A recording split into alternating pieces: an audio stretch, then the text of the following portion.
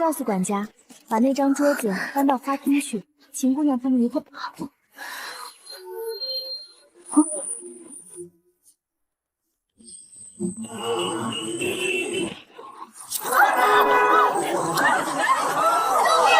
太夫人来了。太夫人，我家六娘赏花会上被王家子弟不慎推入水，现在还昏迷着，王家该如何赔罪？这是哪儿？王家做事一向仁义厚道，刚才已经遣媒人来，要为他家嫡次子王怀冕求娶六娘。王家，王怀冕。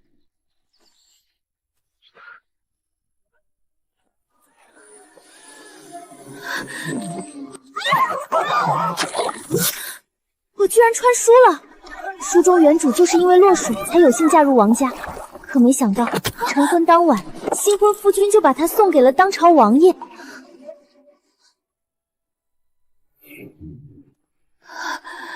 是你。能被安王看上，是你的福气。王怀冕，我是秦家嫡女，是你发妻，不是你攀附权贵的误解。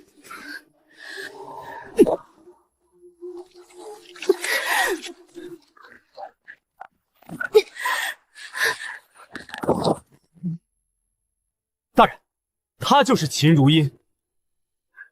安王殿下答应我的锦绣前程，可算数。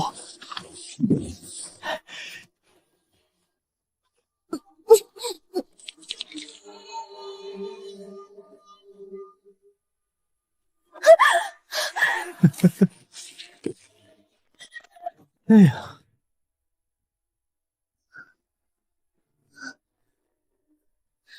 父母知道了，绝不会放过你。可惜了，他们不会知道。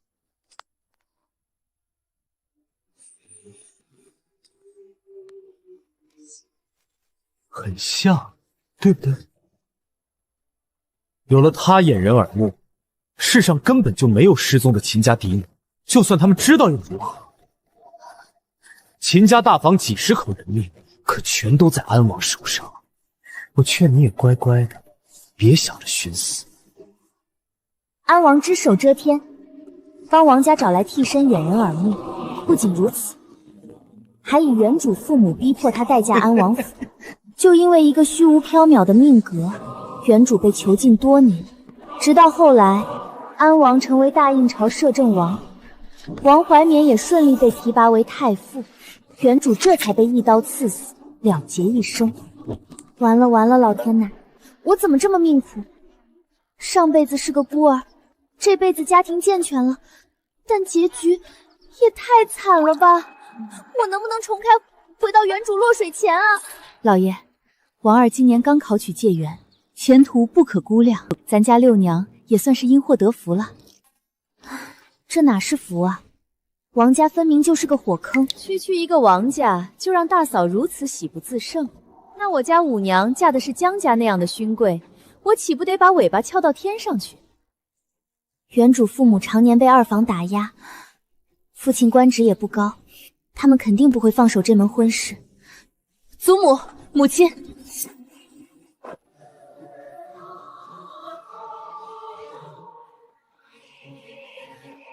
月儿要换嫁，月儿想嫁给王二公子，希望大伯、伯母成全。还有这种好事？你怎么能同意嫁给他？我苦命的儿啊，那江九霄都28岁了，还是个无儿无女的老官夫。什么？不仅如此，外界都传他不喜女子，有龙阳之好。这么好的事儿落我头上了？28岁不粘人，无儿无女，还是个断袖，正合我胃口。要是没有王家求娶一事，这婚事绝对落不到你身上。说白了，还是你祖母偏心二房。娘，别这么说。六娘要是真过不下去，大不了和离。爹和你的兄长们给你做一辈子的靠山。做了一辈子孤儿，这还是第一次体会到家人的感觉。爹娘，我不觉得委屈，毕竟我也没亏。祖母，月儿要换嫁。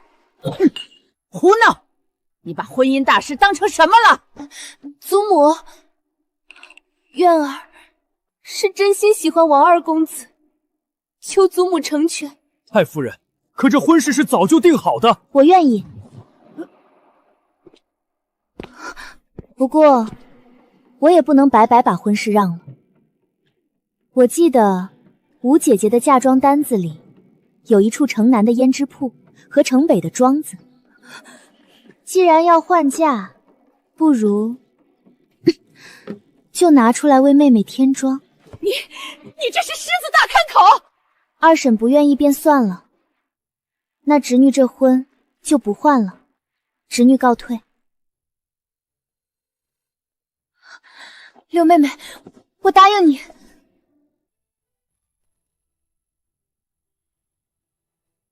不过原书中并无换嫁一事，秦如玉为何这般反常？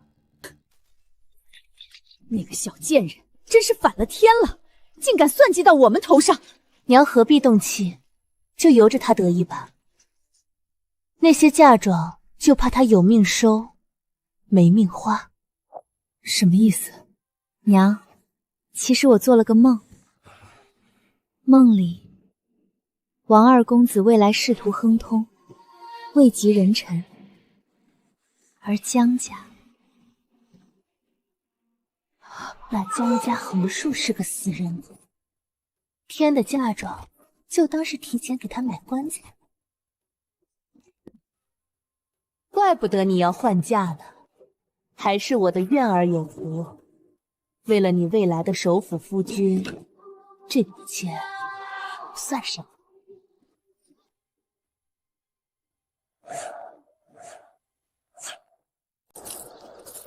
您说秦家嫡女能解我江家的大灾祸，可曾算到这换亲一事？顺势而为，方为正道。多谢大师指点，江某告辞。错有错着，不可强求啊。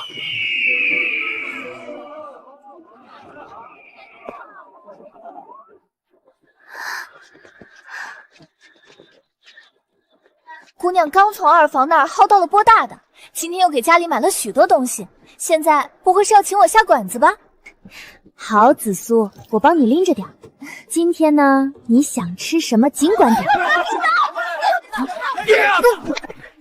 我能看上你，那是你的福分，别给脸不要脸。求求你放过我吧！行啊，你跟大爷回家，大爷就放过你。欺负弱女子吗？这不是？怎么就连书里都有这样随地大小骚扰的流氓？受不了了！姑娘，你别冲动啊！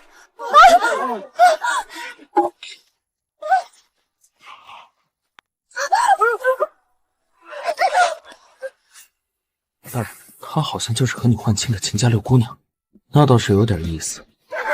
谁打大爷我？你姑奶奶我吏部左侍郎的未婚妻，有本事你就去衙门告我锄强扶弱。你，好男不跟女斗！大人，他居然敢打着你的名头！多谢姑娘出手相助，不用你谢。女子保护女子，同类相护，本就是天经地义的。我是个绣娘，这个是我自己绣的，送给你。姑娘，你没事吧？我没事，我们走吧。站住！你哪位？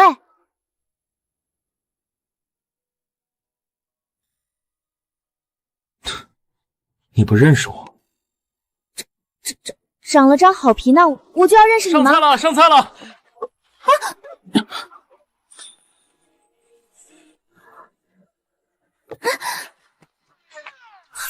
什么道理？这秦六姑娘怎么什么人都有？真是有个性，居然连大人都不怕。比我想象中的有意思多了。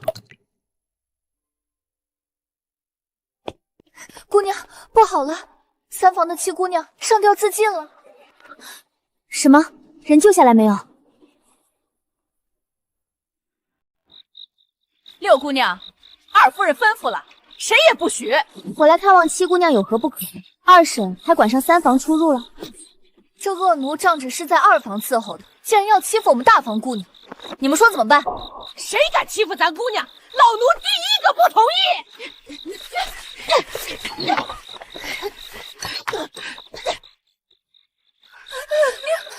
六姑娘，求你救救七娘吧！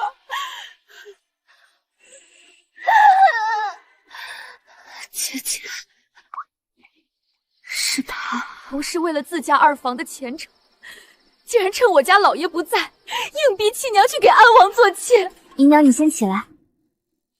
安王前世王家卖妻求荣，如今秦家二房逼人为妾，真是不是一家人不进一家门。妾求您救救七娘，七娘怕毁了六姑娘的好姻缘，本想熬到您出嫁后再寻死，可同事竟然连小轿都准备好了。原主出嫁前家里虽然风波不断，可这都是后期的事，袁叔也没有换嫁，现在与前世有关的几件事都推前了，还都是他一手推动，难道他重生了？娘，我不要为人妾室，难道就因为我不是嫡女吗？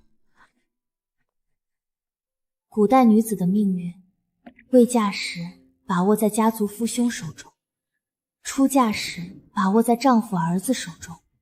她是女儿，是妻子，是母亲，唯独不是她自己。七妹妹，你别怕，只要你不点头，这花轿谁也别想把你抬上去。天塌下来，六姐替你顶。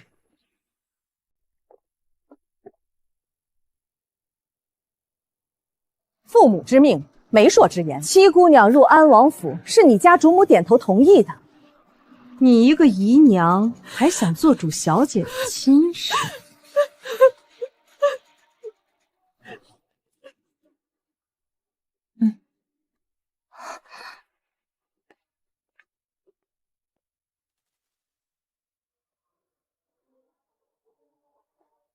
六姑娘也是，你个未出嫁的姑娘，来为隔房的堂妹出什么头？二婶也知道父母之命，媒妁之言，怎么却趁三叔外出，强行将人家女儿送去做妾？能进安王府做妾，那是七娘的大福分。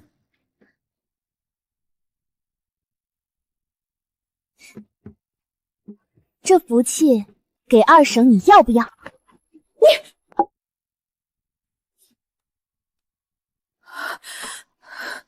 不对，二婶年纪大了，安王估计看不上。成何体统！童夫人，哎呀，太夫人将二弟妹吓晕过去了。哼，恶婆娘，别想往六娘身上泼脏水。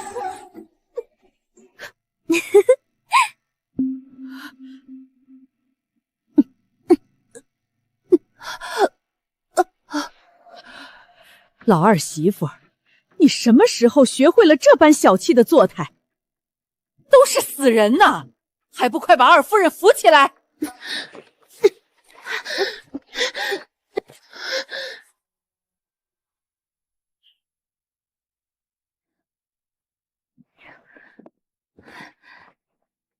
您老人家可要紧，二弟妹刚刚那一状可不轻呢。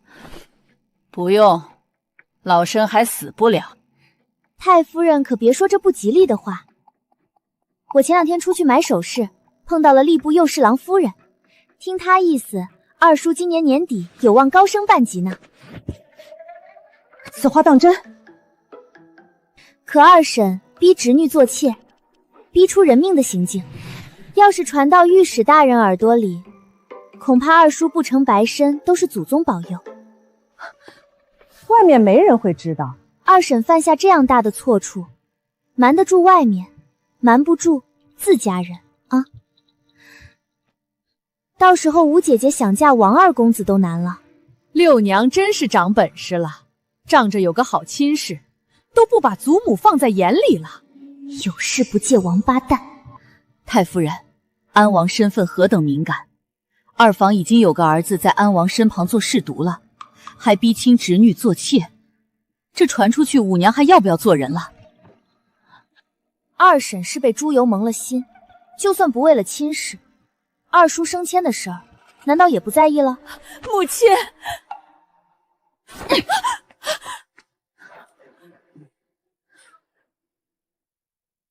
蠢货！依你们大房看，这件事该如何了？今天起，七娘过见到我大房名下。娘，你刚刚也太帅了。你呀，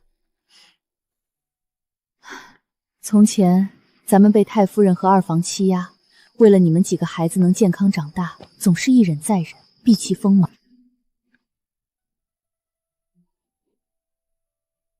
结果连你的亲事都被算计。娘，如今也是享了咱们六娘的福，能正面和那恶婆媳斗上一斗。娘，你放心，娘就算砸锅卖铁，也多给你攒些压箱底的钱。只是恨你亲祖母当年那10里红妆，全被老太太罢去贴补二房了。什么？蠢货！为了一个不知所云的梦，连我升迁的机会都不要了！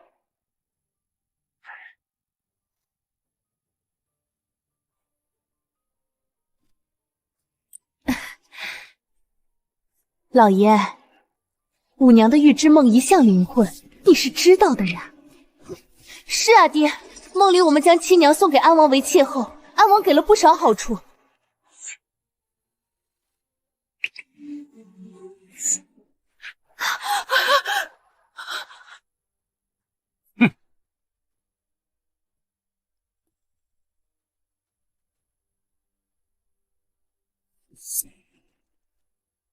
爹，女儿就明说了，你要不想攀上安王，振兴二房就算了，反正女儿不后悔，将秦如燕送给安王。这次只是秦如茵横插一脚，下次我们一定能得手。老天重新给了我一次机会，这次谁也不能阻止我做人上人。那现在呢？连个小丫头片子都搞不定，肯定是时机不对。但爹，我做的这一切可都是为了二房。行了，老二你也别动气，五娘都是为了自家，王家终究不如江家风光。如今给五娘添妆才是大事。祖母，还是你最疼我了。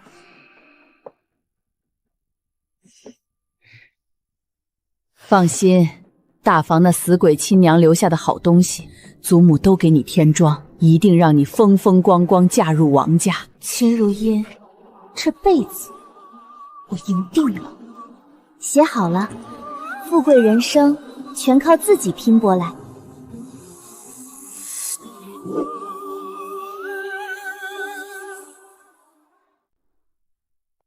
爷，秦大老爷派人请您去酒楼商讨要事。知道了。奴才还有关于秦六姑娘的事要禀报。说，今儿秦家七姑娘出事了，六姑娘大怒，为了她，六姑娘与秦家太夫人和秦家二夫人起了冲突。爷，你知道的，六姑娘性子耿直，怕是今日受了不少委屈。将秦家的事写个条子，派个身手好的扔到左都御史范大人书房。是。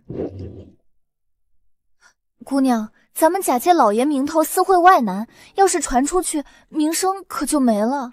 名声能当饭吃？再说了，咱们今天是来搞钱的。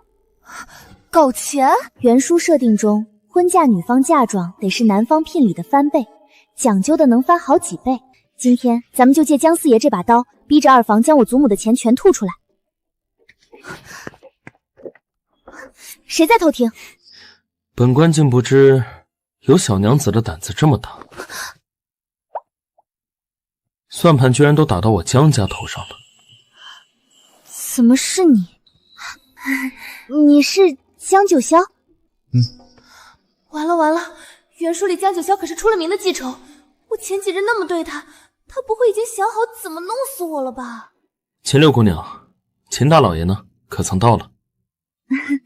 江四爷说笑了，是我借着家父的名头，有事想要与江四爷商议。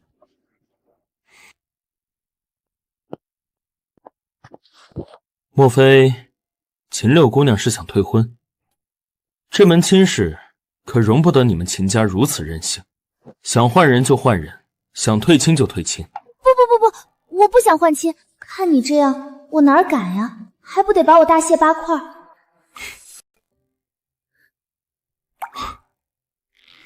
江大人，其实我今日是来求你帮忙的。还没嫁进来就开始向夫君提要求了，六娘进入角色倒是快。纳征那日，我要您下聘10001两。10001两，理由？夫妇一体，理应携手并进。大人给我脸面，就是给自己脸面。说真话。大人位高权重，不差这点钱，但我需要借江家之事，逼太夫人吐出我祖母的嫁妆。但大人你放心，我不会让你吃亏的。作为交换，嫁入江家后，我绝对不多管闲事，一切配合你的需要。管你喜欢男的还是女的，给钱就行。利用就利用，说的这么冠冕堂皇，我倒要看看你葫芦里卖的什么药。好，我答应你。谢谢大人，大人今日帮了我，来日我愿意为大人上刀山下火海。谁打大爷我？你姑奶奶我，吏部左侍郎的未婚妻，有本事你就去衙门告我锄强扶弱啊！还上刀山下火海，遇到事儿怕不是第一个将我推出去。王家聘礼到，秦夫人，请复来啊！王家聘礼到，王家聘礼纹银500两，绸缎8匹，珠钗4对。上辈子王家给秦如香的聘礼足有800两，肯定是我重生改变了一些事情。怎么才500两？这也太寒酸了。娘，王家是清流世家，不重俗物，女儿看重的是怀缅哥哥的未来。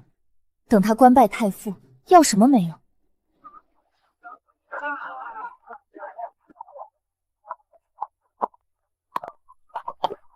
江府送聘。来，婶子，请复来啊！江府送的聘礼可真不少啊！这江府可真是下聘礼纹银10001两，锦绣绸缎1000匹。天哪，万里挑一，江家娶个续媳，这排场比皇子娶正妃还大。秦家六姑娘真是好福气，江大人也太看重她了。要是没换亲，这泼天的富贵和脸面，本该是我玉儿的。怎么会？江九霄怎么会对秦如意如此看重？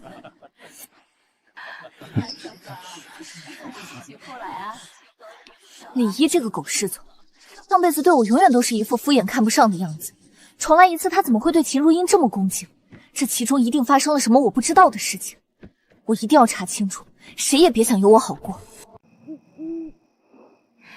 六妹，这是我们给你添的妆，谢谢大姐。六姑娘、七姑娘来了，快请进来。这是我外祖母留下的镯子，拿来给六姐姐添妆，你一定要收下。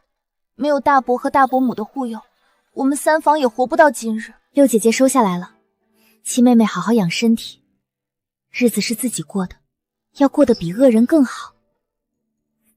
我听六姐姐的。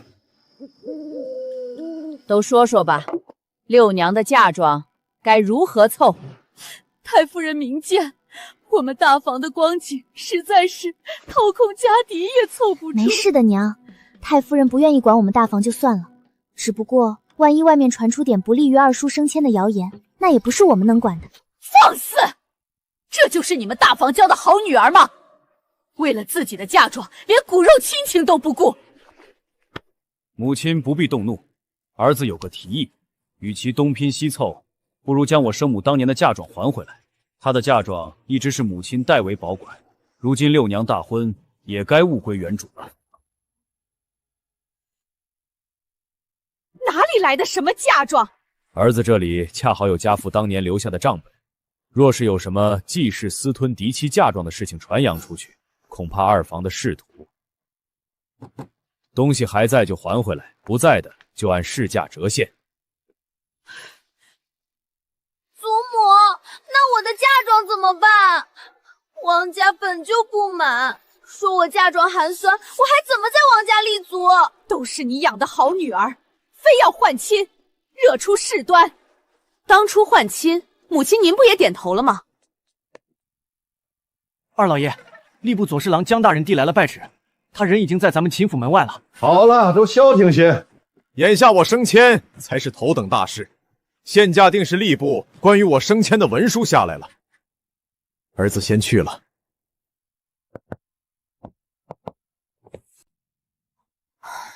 父亲怎么还未回来？敌人，都是你这孽障，非要换亲，又惹出这种滔天大祸。老二，你这是为何？江大人说，有人给左都御史范大人举报我结交外臣，私通王府，意图送侄女给安王做妾。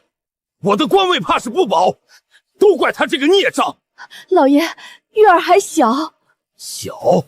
我看他是疯了。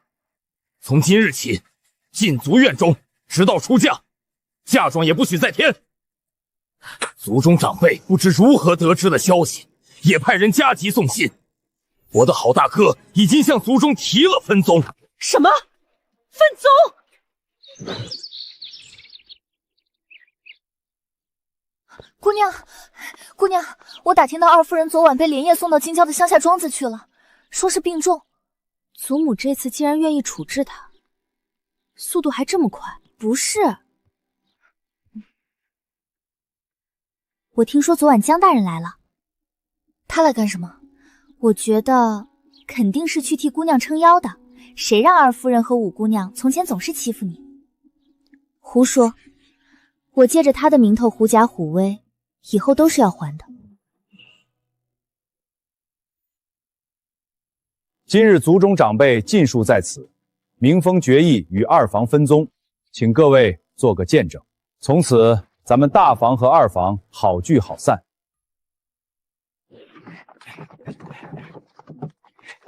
小姐，外面都传大老爷高升，六姑娘的嫁妆又添了不少。秦家分宗后，大房现在可是风光无穷。秦如意，你抢走我的一切，以为就能安稳做江家的主母？休想！去，想办法把这封信送到安王府，亲手交给安王。小姐今日真好看。两世为人，这还是第一次嫁人。过了今日，以后和江九霄就是一根绳上的蚂蚱了。奉天承运，皇帝诏曰：吏部左侍郎江九霄功勋卓著，特升任吏部尚书。秦家嫡女端庄淑瑞，特赐御制红珊瑚一对，蜀锦白匹，天装入府，钦此。江大人高升了，那秦家六姑娘嫁过去就是尚书夫人啊，连宫里都赐了嫁妆，秦家大房可真是一步登天。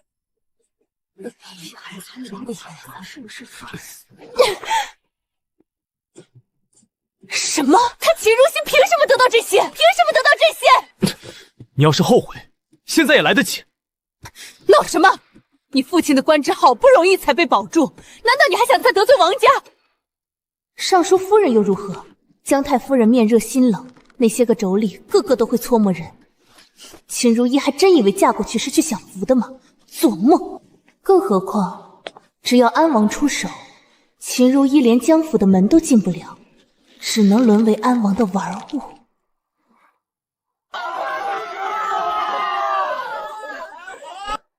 快看，新娘子来了！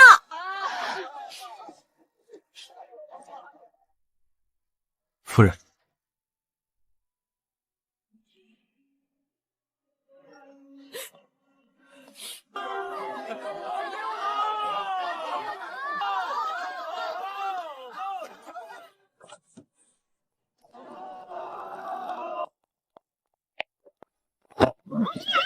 起轿！这姐妹同时出嫁，可是难得一见啊！对呀，而且两家接亲队伍一会儿还会在这儿遇上，更是喜上加喜。秦如茵，我已经把消息透露给了安王，看你还能得意多久。老大，前面过来的就是秦如新的队伍，按照安王说的办，不用管王家。是。我迎亲的队伍里怎么会有带刀刺客？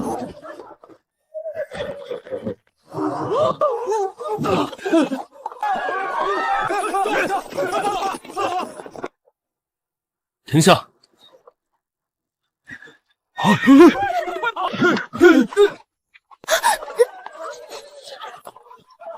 怎么回事？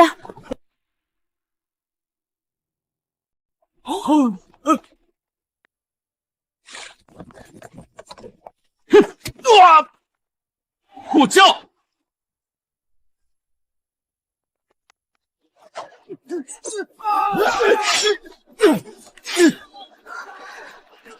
一模一样的花脚。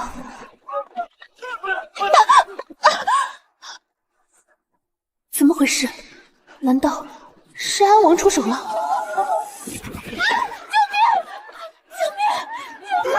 别杀我！我毁灭你这个怂包！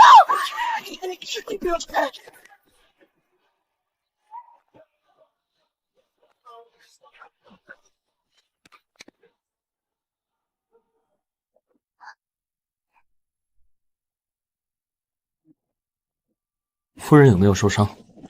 我没事，烦请大人静下来，我有话要说。何事？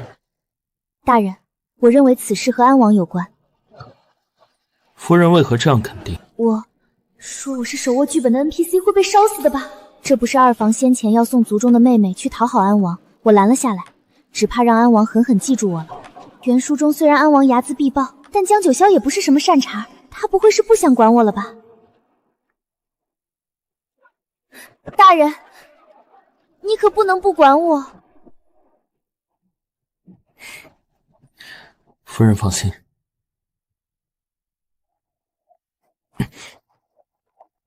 今日之事，尽快查清楚。是。算他还有点人性。真是晦气，还不醒醒！秦如仪，都是因为你，我一定要杀了你！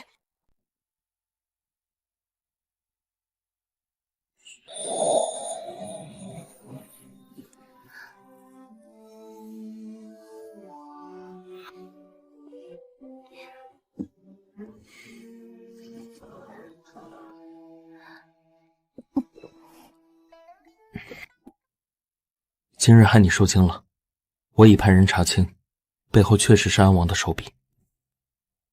这是风妈妈，身怀武功，老奴见过夫人，以后在身边贴身保护你。多谢大人。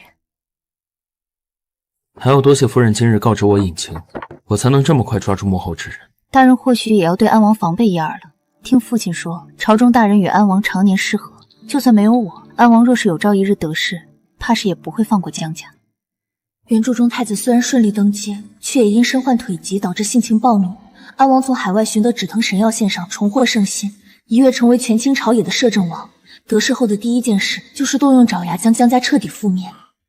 我提醒的应该很明白了吧？他应该听懂了吧？慧清大师说他能解江家大劫，也许我该听听他的意见，提早布局。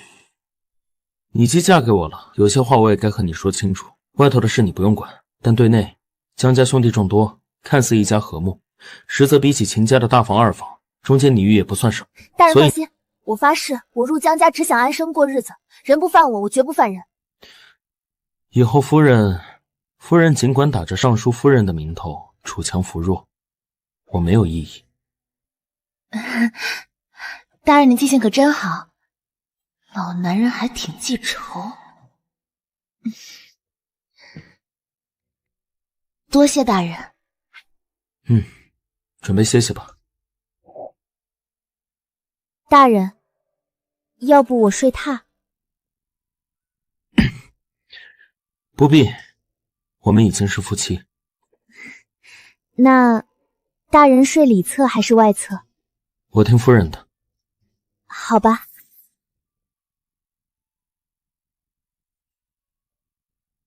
活了2世，我居然就这么嫁了，真是不可思议。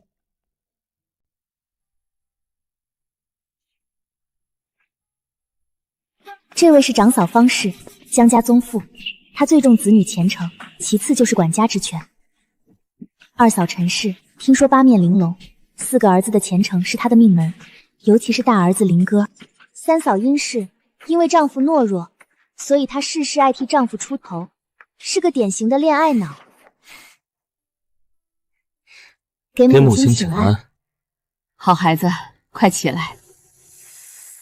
哎呀，四弟妹真是好福气，刚进门，四弟就升了正二品吏部尚书。四弟妹不知，我们三爷和四弟可是双生子，偏偏同人不同命，这官运也差了10万8千里。我们三爷如今还在个7品小官的位置上苦熬呢。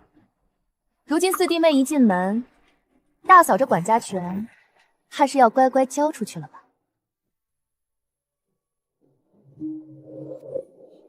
三嫂，快别拿我打趣了。我在娘家时，二房就是因为不尊嫡长，只看强弱，才闹得家宅不宁，长幼有序，不是我的，我不要。开什么玩笑，在现代卷生卷死，打了一辈子工，一朝穿书穿了个家庭条件不错的，我只想躺平做个富贵闲人。母亲您听听，四弟妹这张嘴抹了蜜似的，真让人喜欢的紧。三嫂若是觉得三哥受了委屈，还是和夫君说吧，我一个小女子哪里懂官场上的事。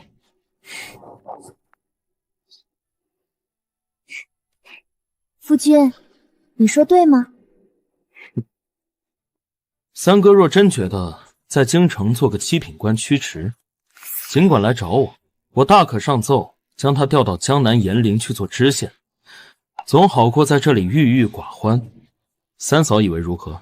好了，老四媳妇儿是个懂规矩、好相处的，你们也都安分些。老三媳妇儿，你若是管不住自己的嘴，就回院子抄佛经去。你们都先退下吧，九霄和老四媳妇儿留下，陪我老婆子说说话。是。来，母亲，你这丫头脾气倒是合我胃口，懂得护着自己，也不怯场，有些像我年轻的时候。母亲谬赞了。这高门大户里妯娌间难免会有磕动，不过也你不用委屈自己。民间有俗语说得好，嫁汉嫁汉，穿衣吃饭，一切以自己过得好为先。母亲，儿孙自有儿孙福，莫为儿孙做牛马。您就别操心这些了，辛苦了半辈子，也该享享清福了。剩下的事，交给我们这些做小辈的便是。好一个儿孙自有儿孙福，莫为儿孙做牛马，说得好。母亲，六娘今日起得早，还是放她早些回去休息吧。知道了，知道了。看把你急的，这就吃醉了。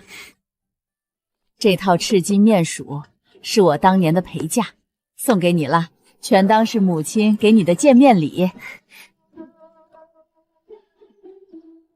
多谢母亲，赚发了，赚发了，这波不亏。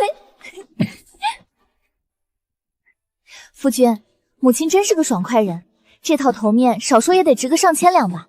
既然母亲赏了你，你就安心收着。那是自然。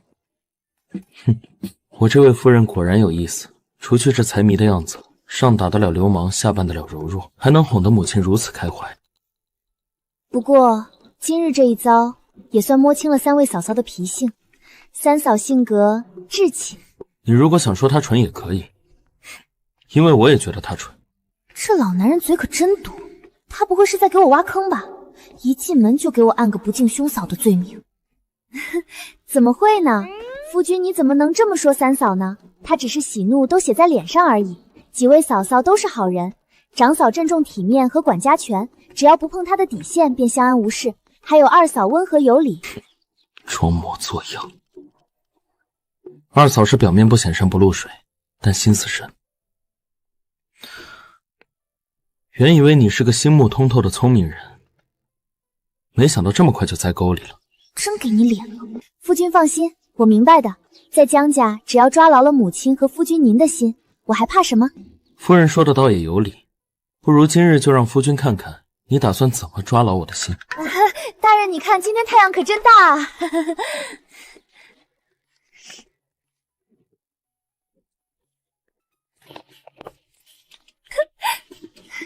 风妈妈，您看，外头都传四爷不喜女子，我看挺喜欢我们家夫人的。夫人是个有福气的，真是欺人太甚！什么外放江南？他江九霄就是想把我们三爷赶出京城，赶出江家。哼，老四如今官居二品，自然不把我们这些兄长放在眼里了。三弟妹也别太动气，四弟也是为了三弟的前程着想。不过，你今日当着母亲的面说那些话，确实有些鲁莽了。我鲁莽？我这还不是为了三爷抱不平？二嫂，你倒是沉得住气。三爷夫人，小的刚才在园子里看到四爷和四夫人说着笑着回房，那叫一个恩爱。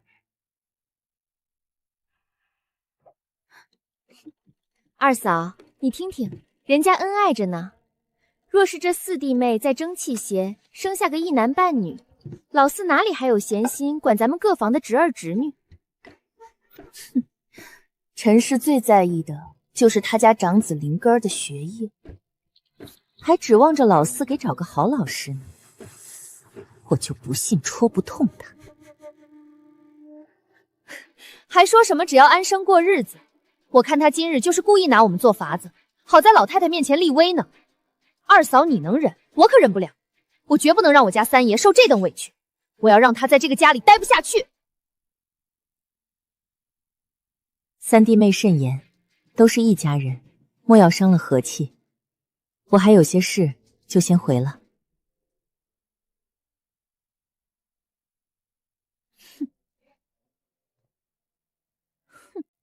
废物！10几个人连个花轿都抢不来！殿下息怒，那江九霄早有防备，身边的暗卫个个武功高强。江九霄，好一个江九霄！殿下息怒，依贫道看，那江九霄对秦氏的在意远超我等预料。此次打草惊蛇，他必定严加防范，近期怕是不宜再有大动作。罢了，来日方长，江九霄，我们走着瞧。去告诉王怀勉，让他替本王好好看着秦家二房那个秦氏，有任何预知梦都必须即刻报来。至于王师成的官位，本王自会想办法。是。母亲，请喝茶。这茶我可不敢喝。大婚之日抛头露脸，不仅弄脏了喜服，还晕倒在大街上，我王家的脸面都被你丢尽了。我也是受害者，这一切凭什么全怪我一个人？住嘴！你那预知梦若真灵验，为何没算到会有2顶花轿相撞？你是不是故意欺瞒王家？爹说的对，因为你，我如今成了全京城的笑柄。早知道就不该娶你。儿媳怎知安王殿下竟在接亲当日想出如此办法？二爷，你又冲我发什么怒？你只要听我的，替安王好好做事，以后有的是咱们王家的好处。哼！老爷夫人，大喜！吏部的升迁文书下来了，老爷升任太仆寺卿了。太仆寺卿，这可是掌管全国战马的肥差呀！太仆寺在争储的关键时期可是重中之重，殿下这是要重用咱们王家了。夫人受惊了，只要咱们一心一意为安王办事，日后少不了夫人的荣华富贵。哼，只要我忍过这阵子，很快就会成为1品诰命夫人。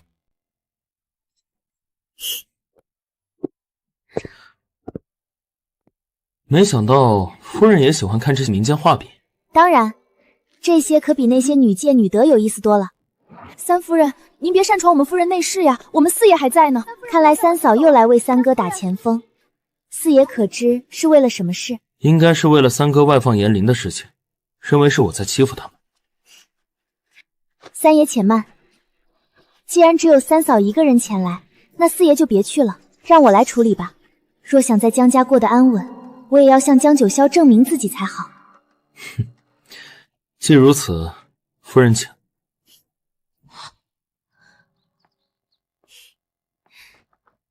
三嫂这是怎么了？这么大的火气！你少给我套近乎！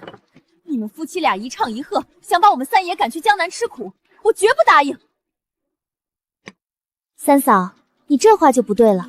江南严灵富庶，更是三嫂娘家本宗的所在地，不仅好出政绩，三嫂也有娘家人庇护。若真想赶你们走，直接把三哥扔去西北苦寒之地，不是更好？可是，三嫂，你我都是女人，我跟你说句掏心窝子的话，你事事冲在三哥前面，替他去争去抢，可到最后，你图什么呢？他的想法我不懂，可三嫂你呢？你到底想要什么？你是想一辈子在这儿跟妯娌们为了芝麻绿豆的好处斗个你死我光，还是想跟三哥出去当个名正言顺、自己当家做主的知县夫人？三嫂，别太惯着男人了，回去好好想想吧。三哥若是还觉得委屈，让他自己像个男人一样，亲自来找四爷谈。希望他能听懂我这番肺腑之音吧。夫人辛苦了。三嫂性子执拗，若下次再来闹，你直接赶出去便是。四爷，我看得出来三嫂不是坏人，女人不能出门建功立业，一身荣辱皆系于丈夫一人。三嫂着急上火，这不怪她。才新婚第2天，就让你面对这些乌烟瘴气，委屈你了。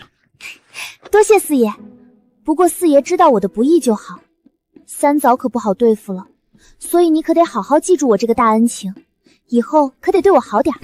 真是一点亏都不能吃。四爷夫人，太夫人请您2位去荣禧堂用膳。老三媳妇儿这事儿，六娘做得对。往日她总觉得我偏心，听不进我的话，如今也该让她清醒清醒了。明日是六娘回门的日子，你公务再忙也得推了，必须陪六娘回门。母亲放心，儿子记下了。还有，回门礼必须备得丰厚些，去库房挑最好的东西带去。多谢母亲体恤。贤婿啊，令尊升官，可喜可贺。岳父客气了，这都是仰仗贵人提携，还有夫人的指点。前几日爹还怨我闯祸，把娘发配去庄子上受苦，现在看王家攀上了安王，还不是得乖乖低头把我娘接回来，给我撑场面。说起来，今日也是六妹妹回门的日子，江家门第虽高，那几个嫂嫂却个个难对付，也不知六妹妹这2日受了多少委屈。她还真以为能飞上枝头变凤凰，那江九霄是个不近女色的活阎王，指不定怎么冷落她呢。江九霄可不会陪她回门的。上辈子我嫁入江家，对那些恶毒的仇力一忍再忍，却还是被百般刁难，连江太夫人都嫌弃我。回门那日，江九霄更是借口公务繁忙，连面都没露，让我沦为全京城的笑柄。江九霄又怎么可能屈尊降贵，愿意陪他回门？来人，去打听一下大房回门的事。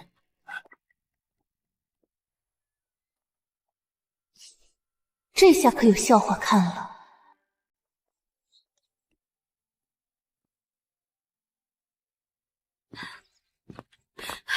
六娘，你气色真好，娘这颗心总算是放下了。大人待我不错，母亲不用担心。九霄、如音，快进来说吧，一路辛苦了。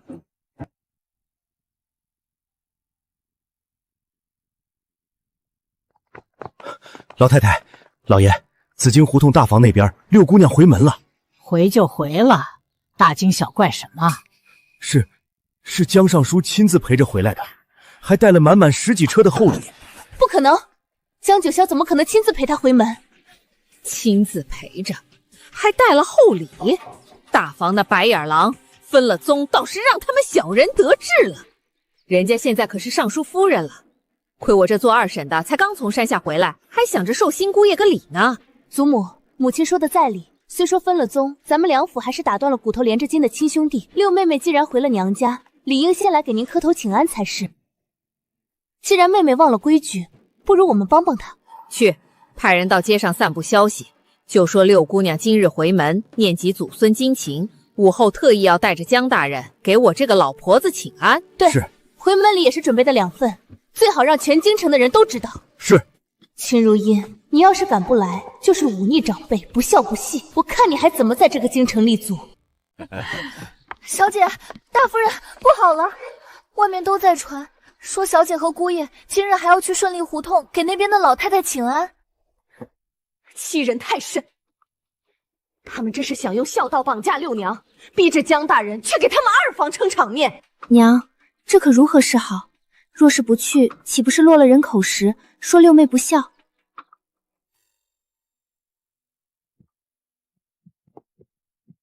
娘，您别急，他们愿意传，就让他们传去。贤婿，此事是我秦家处理不当，连累你的名声了，我这就派人去澄清。岳父大人不必自责，白纸黑字分了宗，又何来回门两家之说？他们喜欢做戏，那就让他们做个够。居然会向着父亲说话，不必理会。这副样子还真像个通情达理的贤婿，他好像也没有原书里说的那样吓人。既然如此，那我们就帮他们一把，以其人之道还其人之身。风妈妈，你带几个人去街上说，顺利胡同那位老太太，当初她莫原配嫁妆，逼迫嫡亲孙女做妾，逼得大房分宗，江大人深明大义，拒不登门。老奴明白。不管那老偏婆了，咱们吃饭吧。老爷，大夫人，顺利胡同的那位太夫人带着全家堵在咱们府门口了。哟呵，山不救我，我便来救山。老太太这是连脸面都不要了，准备来硬的。哟，人家大房拿着前头太夫人留下的嫁妆，住着大宅子，哪里记得您这个祖母？闭嘴！还不是你这蠢妇惹出的祸事！看，顺义胡同那家子还找上门来了，真是没脸没皮。可不是嘛，贪了人家亲祖母的嫁子，还逼孙女做妾，把大房一家逼得分了宗。现在看人家尚书大人不登他家的门，就自己堵上门来要好处，真是丢人。夫君，你忍忍，咱们今日来不就是为了能借江九霄的事吗？只要他肯认这门亲，对你的前程大有裨益。什么前程？我是太穆司之的公子，需要这般低三下四的求人？哎呦，我突然肚子疼，这事儿你们自己解决，我先回府了。王怀念，真是不中用的蠢货！我要是个男儿身就好，身负其能，何须扶持他？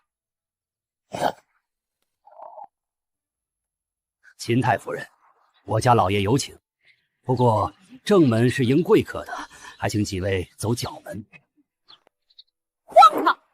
分了宗就能不认我这个嫡母了吗？不出来迎接就算了，还敢让我走角门？秦太夫人说笑了，分了宗就是两家人，你们连拜帖都没下就堵在门口，能开角门迎进去，已经是我们大房顾及旧日情分了。就是没下帖就上门，真没规矩。若是秦太夫人不愿意，那便请回吧。祖母，快进去！忍一时之气，总有一天他们会还回来。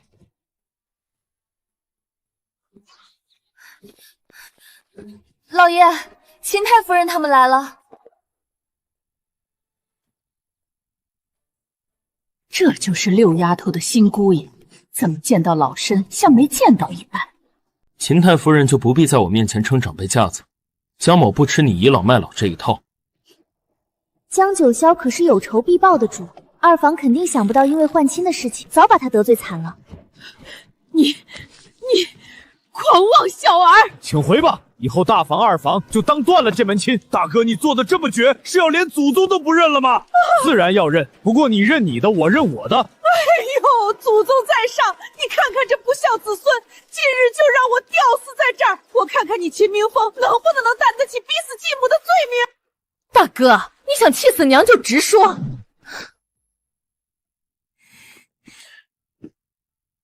秦大人，若是连小小一个家宅都管不好，这仕途怕是要到头了。作为同僚，我劝你还是管好家眷的体面，否则……娘，你能不能消停会儿？还有，江某正告各位，我夫人连同岳放一家脾气软好欺负，可我是出了名的冷硬心狠。若是还有以后，就别怪江某不留情面。江九霄，凭什么你上辈子看不见我，这辈子眼里居然还是没有我？江大人，求您念在两家旧日的情分上，放我们一条生路吧。大人，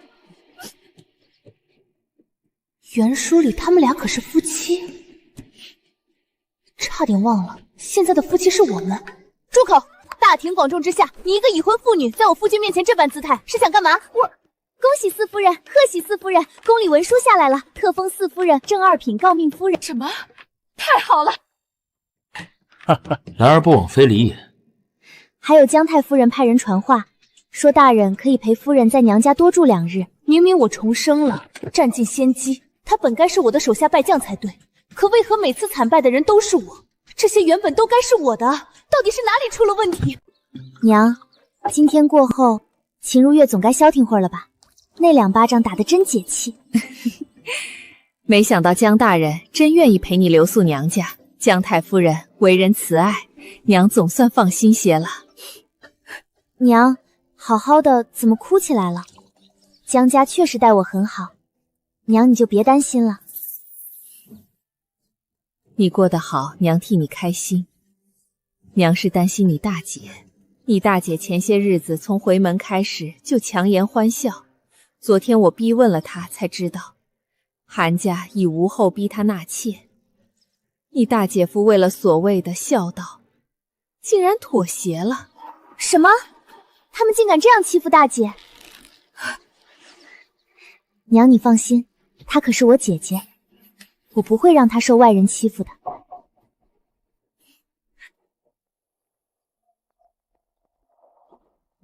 大夫说我们身子都无碍，可就是怀不上。婆母不知从哪儿找了个算命的，非说我克韩家香火，2人都没问题，却生不出，难道是基因不匹配？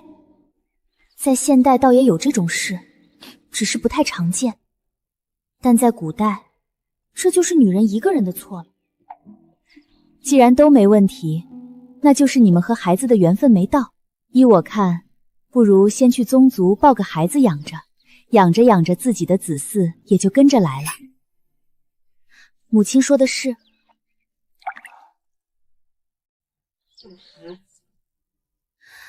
娘，女儿说过，可韩之执意不肯应允，女儿便不敢再多提半句。前几日，婆母突然发作，逼着韩之慕表妹为妻。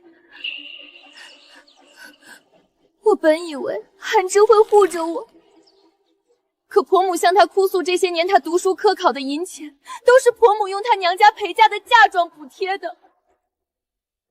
竟有此事，我还当韩家真如表面那般清贵。韩之是个孝子，见婆母姑诉这些年的不易，便妥协了。婆母发话，若我1年还无所出，便必须让表妹进门。韩之他答应了。糊涂！我们秦家大房清清白白，又不是不能生，怎么能受这种委屈？韩周他向我保证，说他绝不会碰表妹。现在只是权宜之计。权宜之计？大姐，男人在这种事上退了一步，那便是老鼠进了米仓，没有回头的时候了。什么迫于无奈的，全是胡扯。将来大姐夫是有自己的亲生孩子了，那大姐你呢？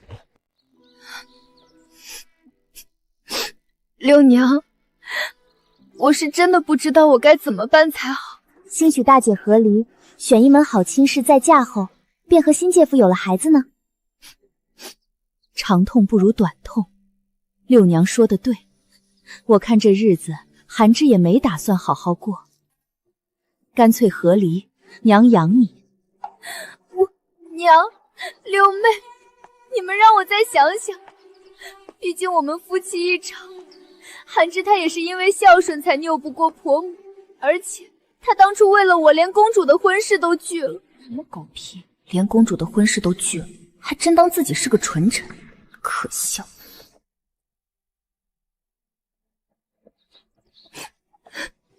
大姐你可别被骗了，当年韩中高中，圣上是有意招她为驸马，但一旦答应她日后只能成为公主的附庸，所以她求娶大姐你，虽有年少情谊，但更重要的是能借机摆脱那桩她不愿意的指婚。你大姐夫他不会这么对我的，不过是既要真爱，又要前程，还要好名声罢了。大姐你别生气。我没有生气。大姐你真要好好想一想我的提议，嫁错人不怕，怕的是缺少回头的勇气。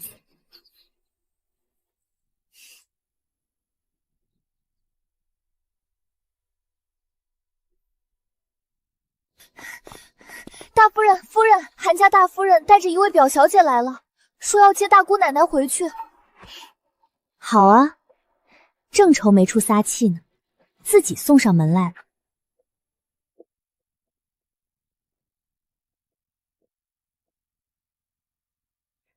韩大夫人，这位就是你那常挂在嘴边的柳家表姑娘。我看这规矩也一般，一副勾栏做派。秦大夫人误会了，我今日来是为了真儿的子嗣。你秦家女嫁进我韩家5年无所出，犯了妻出之罪。不过我也不是那种奸恶的婆母，不会让我儿休了她。但是为了韩家香火，必须纳石英为妾。生不出孩子，难道就是我女儿一个人的错？你怎知不是你儿子身体有问题？你胡说八道！我儿子好好的。秦如锦，是不是你怂恿青儿去看大夫的？你怎么敢这般污蔑自己的夫君？表嫂，表哥对你那般好，你怎么能想出这等下作的法子来折辱表哥？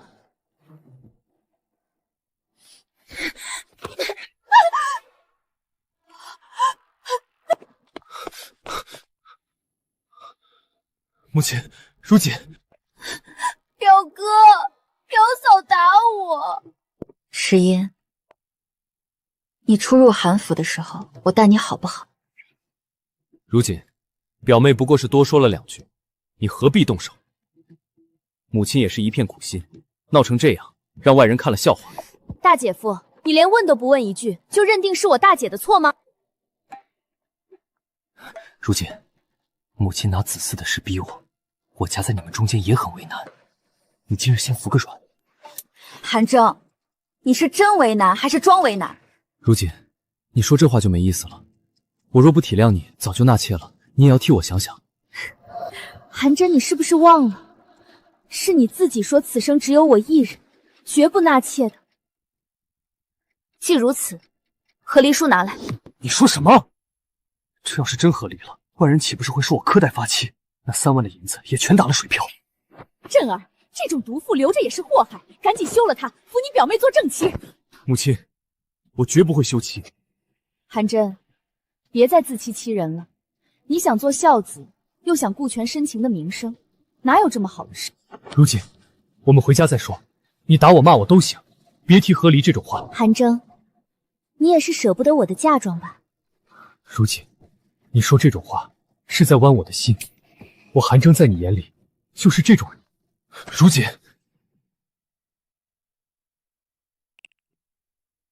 你先放开我，我有句话想单独跟你说。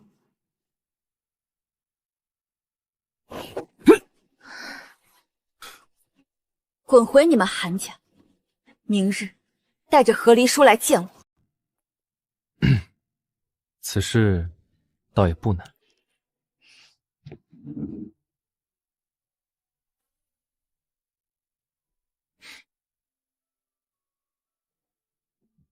辟柱公安一定辛苦了吧？我给你捏捏肩。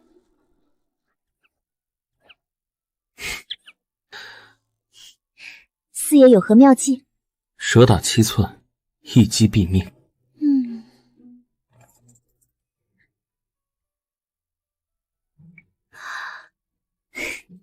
谢谢四爷，我明白了。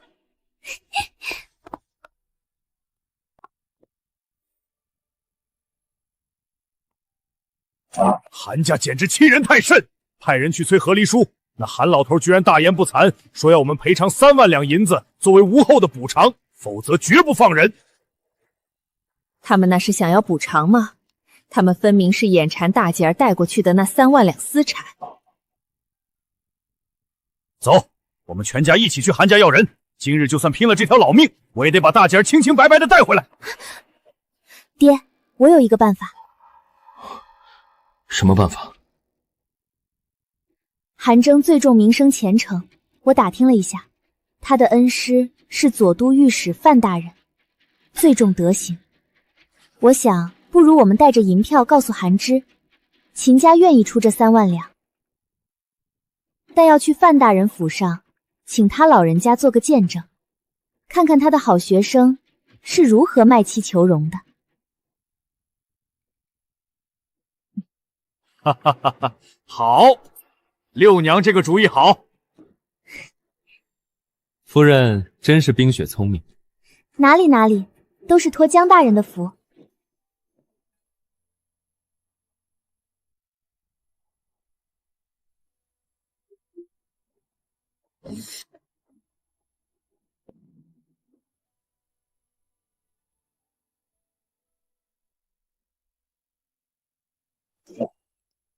秦明峰，你带这么多人强闯我韩家，眼中还有没有王法？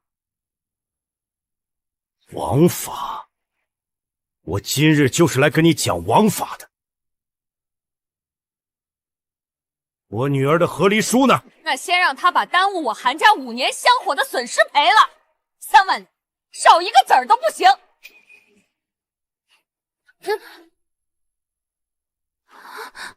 不会又要打我吧？堂堂朝廷命官，竟然勒索儿媳嫁妆，这若是传出去，全京城的口水恐怕要淹死你们韩府。你放肆！江尚书，你也来了。本官今日只是陪岳放大人走动走动，韩大人不必拘礼。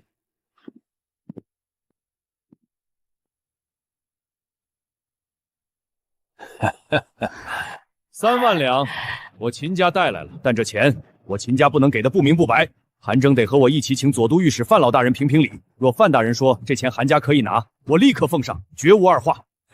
岳父大人，亲家，儿女间的小事何必惊动范大人？写和离书，否则我立刻就去御史台。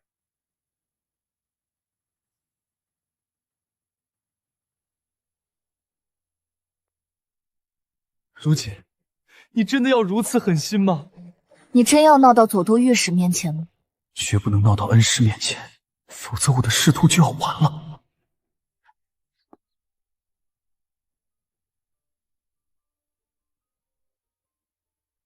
如锦，这1000两算是我对你的补偿，我心里只有你。不必了，我们之间的种种已成过往。哼，走得好，我儿再娶，往后必定子孙满堂。锦娘，我们之间怎么会走到这一步？韩征，你心知肚明。来人，把大姐的嫁妆全给我抬回秦家，一个子都不能留。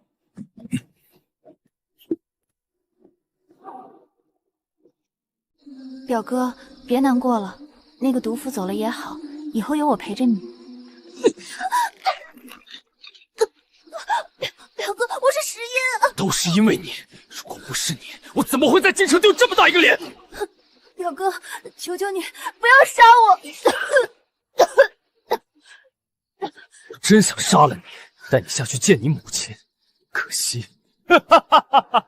不要，表哥，我还不想死。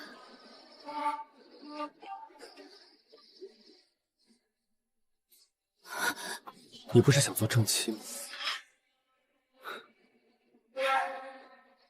好，我娶你。不过，我实话告诉你，是你表哥我生不出孩子。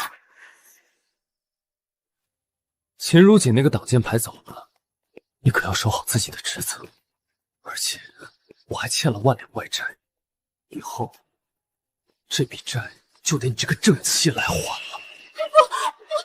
配不上表哥，我只配伺候姨母，我不做正妻了。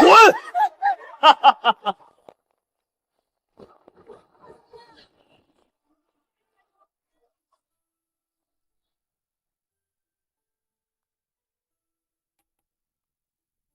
夫人在想什么？我只是想不明白人心为何如此易变。当初大姐出嫁时，韩芝曾经跪在我爹面前，发誓此生绝不纳妾。可才不过5年，母子在这深宅大院里，终究还是太被动了。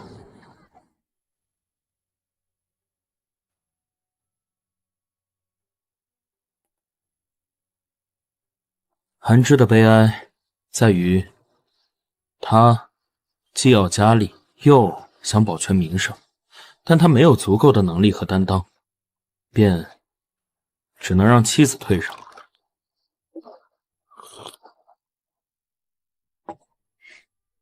但夫人不必担心，我江九霄不是韩芝。什么？我既有能力立足朝堂，也有底气定鼎内宅。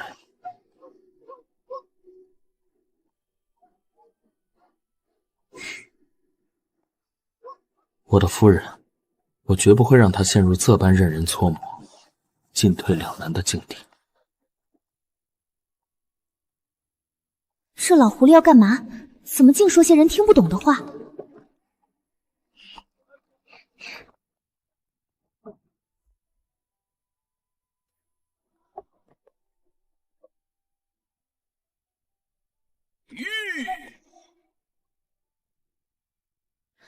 大姐刚和离回家，心里肯定不好受。我得赶紧去后宅陪陪她。大人您慢点下，我先走一步。小姐，夫人您慢点，当心门槛，等等奴婢啊！跑得倒挺快。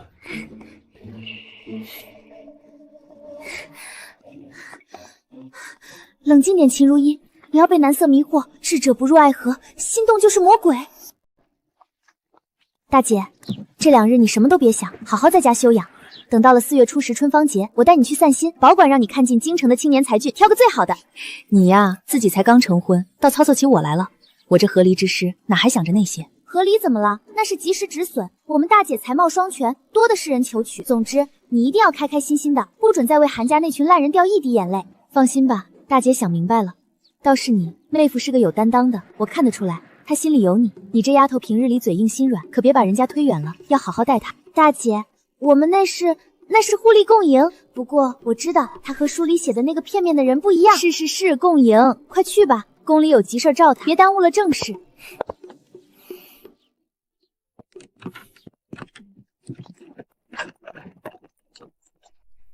儿媳给母亲请安，这是娘家母亲让儿媳带给您的礼物。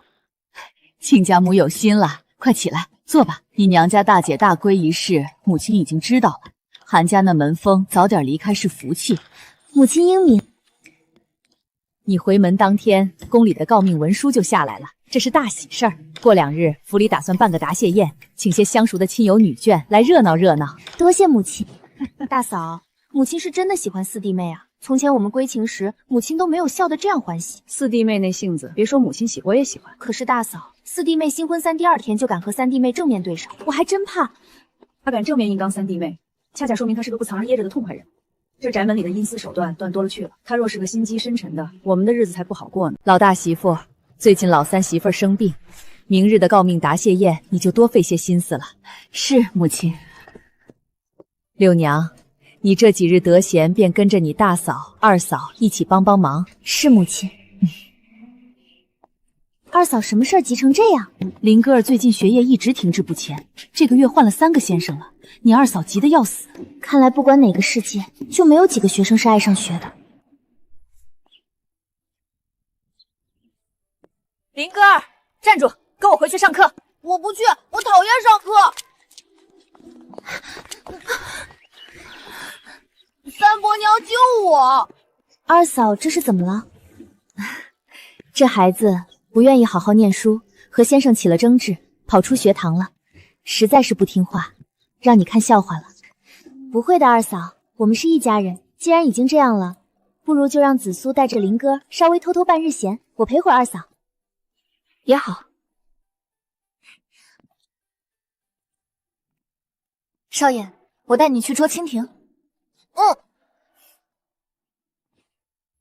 旁人都说我福气好，可只有我自己知道，有了孩子，便是有了软肋。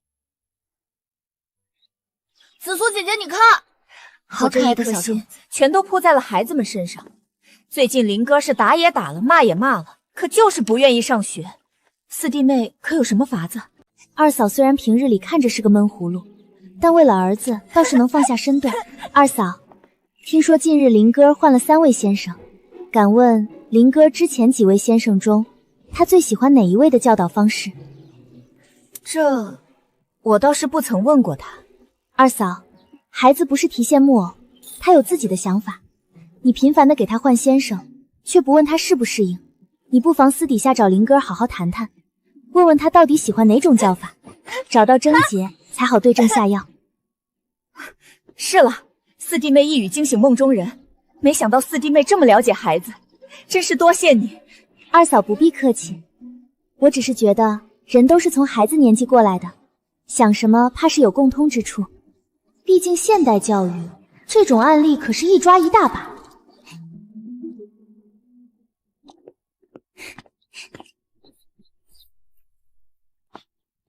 夫人，大人什么时候来的？竟然躲在这里偷窥。夫人说的是，我该罚。后宅中多的是二嫂这样望子成龙、严加管教的做派。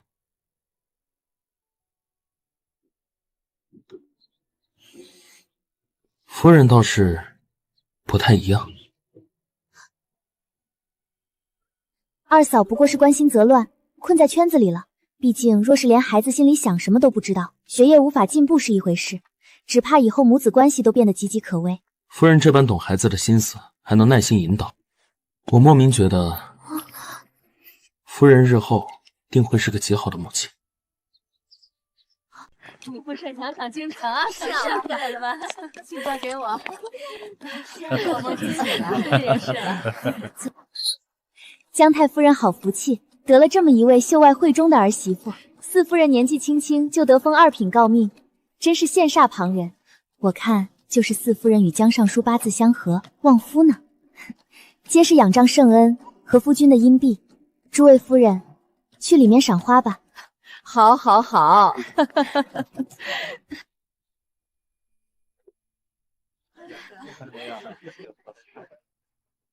什么高明夫人，不过是个黄毛丫头，她也配？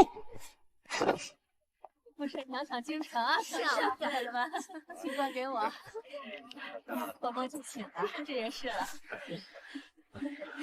此时邀请静静。这古代的社交真是比上班还累，说来说去就那么几句客套话，还不如我在韩家吵架来的痛快。紫苏，我脸都要笑僵了，腰也酸，你在这儿盯着，我找个清静地方透透气，一会儿就回来。是夫人，您去吧。这秦氏的命可真好，一个济世竟能让姜大人亲自亲旨封赏。命好有什么用？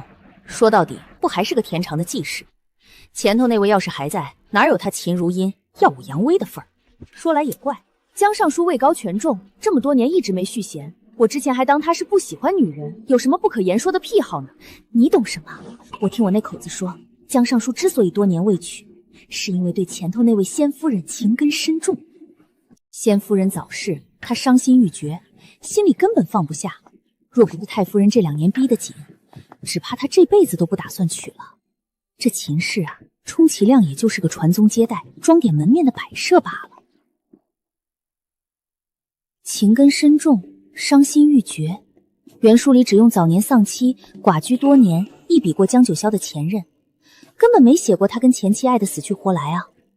难道这是小说隐藏的白月光替身设定？秦如意，你清醒一点，你在这酸个什么劲儿？人家心里有个死去的白月光，关你什么事？有钱有权有诰命，不香吗？这才几天，你心里就认定他和小说里的那个人不一样，你可不能陷进去了。男人哪有钱权香？四弟妹，二嫂，四弟妹，你快看，林哥笑得多开心啊！这还得多亏了你，你那日点醒了我，我回去便同林哥好好聊了一夜。原来那孩子心里什么都明白。他说他不是不喜欢读书，只是觉得我没同他商量，就辞了他的启蒙先生，认为我们做父母的只把他当考取功名的物件，不尊重他。我已经托人去请先生回来了。你瞧，解开了心结，我那个活泼懂事的儿子又回来了。四弟妹，嫂子真不知该怎么谢你才好。二嫂客气了，一家人不说两家话，只要林哥儿好好的，比什么都强。四弟妹，可是宴上累着了，你的脸色不太好。二嫂，你了解四爷的前妻吗？江尚书，别来无恙。姚大人深夜守在我府门外，所为何事？故人相见，可否借一步说话？江大人，因舍妹之事，这些年咱们2家久不走动，如今也生疏了。当年那件事，的确是亲旨的错，只是事情已过了这许多年，江大人如今可还怪他？人死如灯灭，本官自然不会和一个死人计较。亲旨，回来了。姚大人若是想报丧，这日子似乎迟了3、5年。江大人，你明知道亲旨他还活得好好的，何必阴阳怪气？那又如何？与本官何干？他终究是你曾经明媒正娶的嫡妻，这些年他在外面受了不少苦，此次回京是想亲见你一面，和你好好赔个不是。姚大人，容本官提醒你，当年令妹入江府后，他本人心有所属，为了与他的情郎双宿双飞，不惜假死脱身。本官与令妹从来不是夫妻，他过得好与不好是他自己的事，你姚家凭什么觉得时隔多年还有资格的来本官面前，要求本官去见一个背信弃义之人？江九霄，青芷当年是做错了，可他如今知道错了也后悔了。你是他的夫君，难道就不能宽见一二吗？姚大人，若你家夫人假死与人私奔，5年后再回来求你原谅，你能大度的接她进门吗？这怎么能一样？确实不一样，因为我不仅不会原谅，更不会让她有机会再出现在我面前。当年事已了，莫要再纠缠。若敢露面，我不介意让她再死一次。本官的夫人还在等我，告辞。不知好歹。兄长，他不愿见我。何止不愿，他言语间尽是羞辱。小妹，我看此事就算了吧。他已经续娶，你们续娶了又如何？你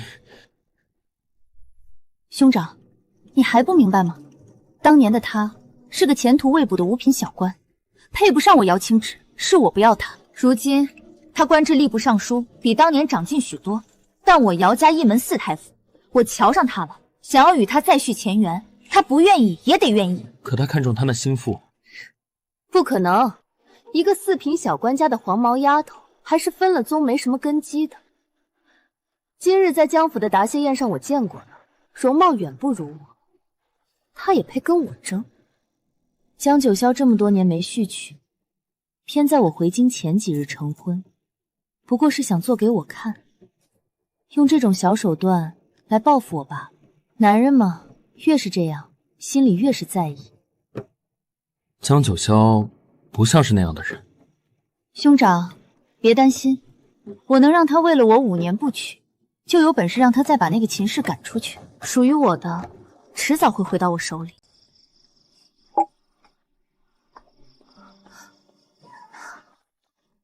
四爷呢？怎么还没回？夫人，奴婢听门房的小厮说，四爷刚到门口就遇上了大理寺卿，两人在车厢里密谈了好一会儿呢。大理寺卿，姚青芷的兄长。所以江九霄一直不娶，是心里一直没放下他那位先夫人。不讲了，这些和我有什么关系？说到底，我们也只是一条船上的盟友而已。夫人说什么？什么关系？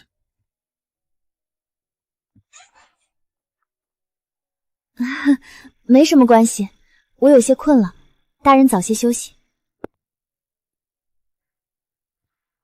夫人今日看着兴致不高，是发生什么事情了吗？没有，我真困了。最近身边可能会有些补胎品，以后出门务必把风妈妈带在身边。我知道了，多谢大人。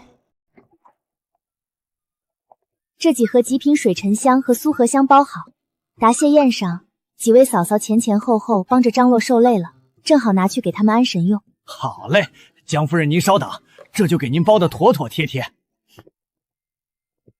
掌柜的，去把你们店里最好的镇店佳南香拿出来，我们要单独看看，不许旁人打扰。这点凡品也拿得出手，果真是小门小户出来的，没见过什么世面。我好像与夫人并不认识，出门在外，我劝夫人还是积点口德，否则祸从口出。你就是那个刚嫁进江家的秦氏吧？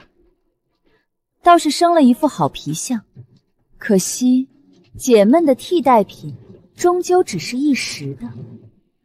看来夫人是江家的旧识。你不认识我？不认识。江九霄难道没跟你提起我？想当年，我可是十里红妆被他吸如珍宝，迎入江家的。十里红妆迎入江家，姚青芷，白月光死而复生了。我向来认一个理，属于我的东西，谁也抢不走。这位夫人，香拿来了。夫人怎么了？没事，挖到隐藏剧情了而已。只是我心口为什么会难过的喘不上来气呢？看来江九霄也没多喜欢他那位夫人，前面和兄长说的那些话不过是气话而已。那当然，妹妹品貌冠绝天下，江九霄怎么可能不选你？届时我们姚家与江家再度联手，一门四太傅的荣光便能延续下去。兄长是说？我已经对外宣称，家里收养了一位旁支孤女，春芳节那日，你便以此身份亮相。等秦如仙下堂后，就让江九霄再次八抬大轿，风风光光迎你入府。就听兄长的。小姐、少爷，太仆寺卿王大人家的二少夫人求见。什么王家李家？不见。等等，妹妹刚回来还不知道，她是秦如溪的堂姐，让她进来。你就是秦家那位吏部尚书夫人的姐姐？她算什么尚书夫人？当初若不是我可怜她，将婚事让给她，她哪有今日？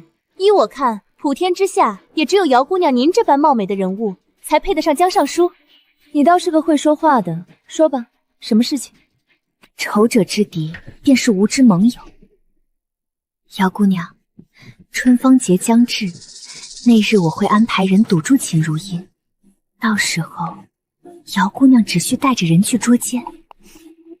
秦如茵，这次我就借姚家的手将你送给安王。江夫人可算来了，你家四爷可是嘱托我一定要亲自接到你呢。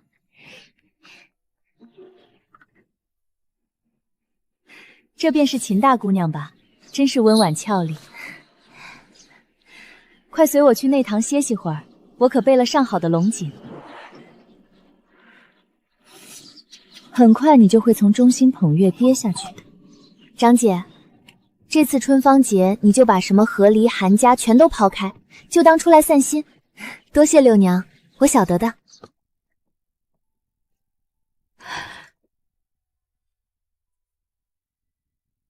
六娘，是出什么问题了吗？放心吧，张姐，等下还有老姐姐陪我演出戏。长姐，走了这么久，我有些乏了，先去那边的院子歇歇脚。好，紫苏，我们走。真是得来全不费功夫，快去通知安王。是。夫人，全都检查过了，一切正常，安慰随时可出手。好，现在就等着瓮中捉鳖。来了。秦姑娘，你终究是本王的，今日你没有退路，只能从了本王。安王，好久不见。你认得我？当然，毕竟我出嫁那日的花轿相撞，不正是安王殿下的手笔？既然秦姑娘早已明白本王的心，不如就从了本王。敬酒不吃吃罚酒，来人！快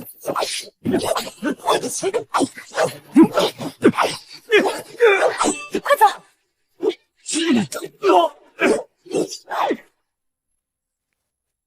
你们，秦如心，你完了！大家快来看啊！尚书夫人光天化日之下与人私会。安王殿下，怎么是你？这不是安王殿下吗？他怎么衣衫不整的出现在这儿？那个是姚家刚收的养女啊，刚被收养就忍不住攀高枝，真是不知羞耻。这是怎么了？都围在这里做什么？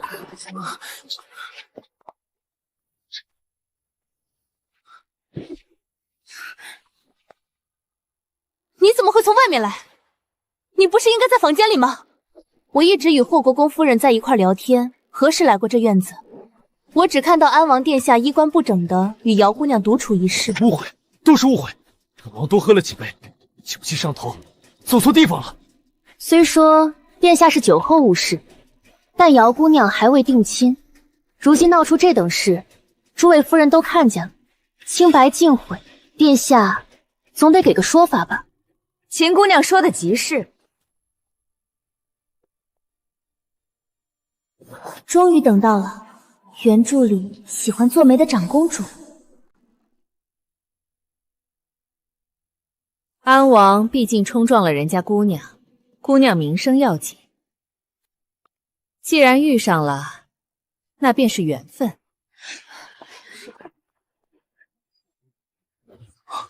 长公主，发生了何事？江尚书来的正好，本宫今日准备做个媒，姚家这丫头就只给安王做庶妃，择日进门。长公主殿下，臣女蒲柳之姿实在配不上安王殿下。江尚书，你为我说句话好不好？他这么着急，肯定是为了姚青芷吧？他肯定不会眼睁睁看着自己白月光嫁给他人。姚妹妹不用自惭自秽，你虽然是姚家旁支的孤女，但如今已被姚太傅收为养女，这身份配安王做个庶妃也是使得的。江尚书觉得如何？臣觉得很合适。哈哈哈哈！好，那就如此。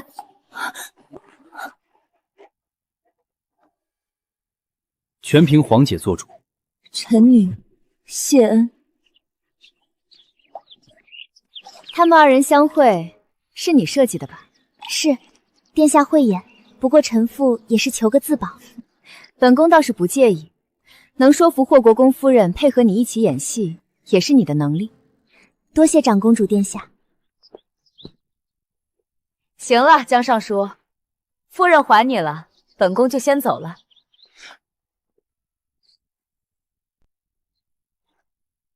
没事吧？我没事，虽然是自保，但我也确实害了大人的心上人。夫人的意思是，在我的心上人是姚青芷的情况下，我还让夫人顺水推舟，把自己的心上人送去给他人做妾了。这话怎么听着这么不对劲儿？他不是我的心上人，夫人这样误会我，我好生难过。可我怎听外头的人传说您对他是痴心一片，情感深重？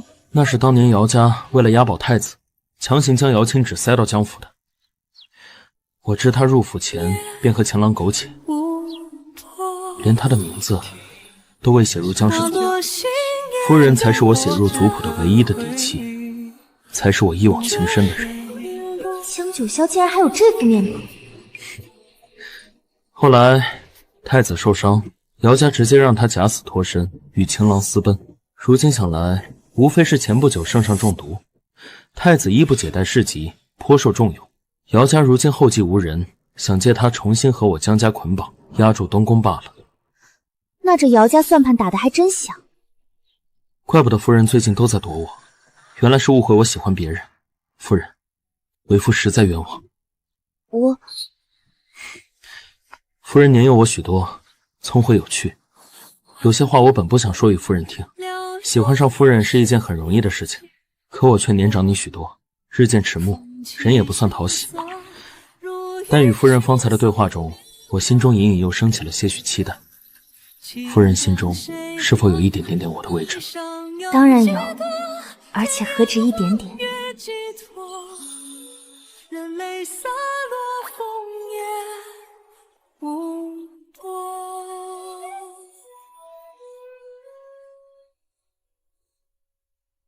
惠泽无言，这几阵香。本王真是小瞧秦如心和江九霄了，竟敢在背后阴本王。殿下，那姚家养女的婚事该如何处置？一切从简，一顶小轿从侧门抬进来，不办宴席。想攀附本王，也得看他配不配。我不愿做妾，安王只派了一顶小轿过来，这是在羞辱我，羞辱我们姚家。青芷，你这是被人算计了。现在且先如此，日后为父定帮你脱身。父亲，这是江九霄的报复。既然他们不仁，那就休怪我们不义。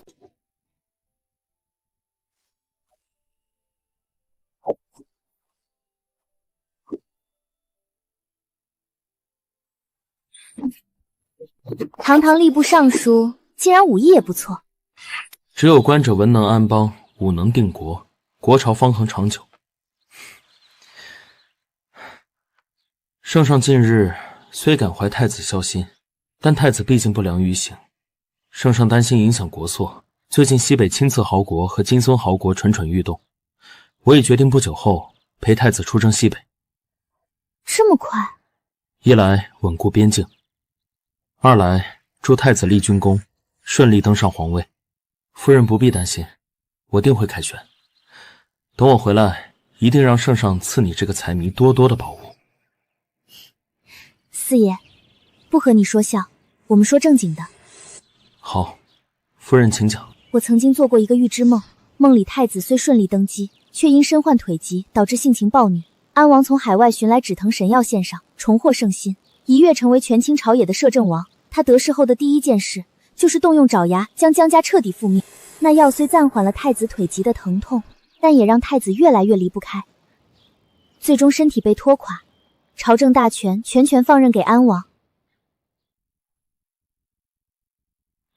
一定要是太子吗？我观察诸皇子良久，唯有太子仁厚守成，堪为明君。既然如此，从今日起，我从药膳入手，想办法治疗太子的腿疾，绝不能让安王得逞。书中此仗惨败，最大的原因就是粮食补给，这方面我也要想想办法才行。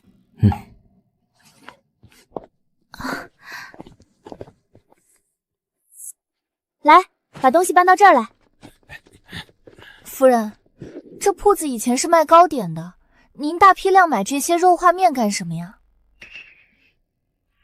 西北战事一起，后勤是关键，糕点填不饱将士的肚子，我们要做耐储备的军粮。紫苏，你再去帮我买些蔬菜、蘑菇、香料。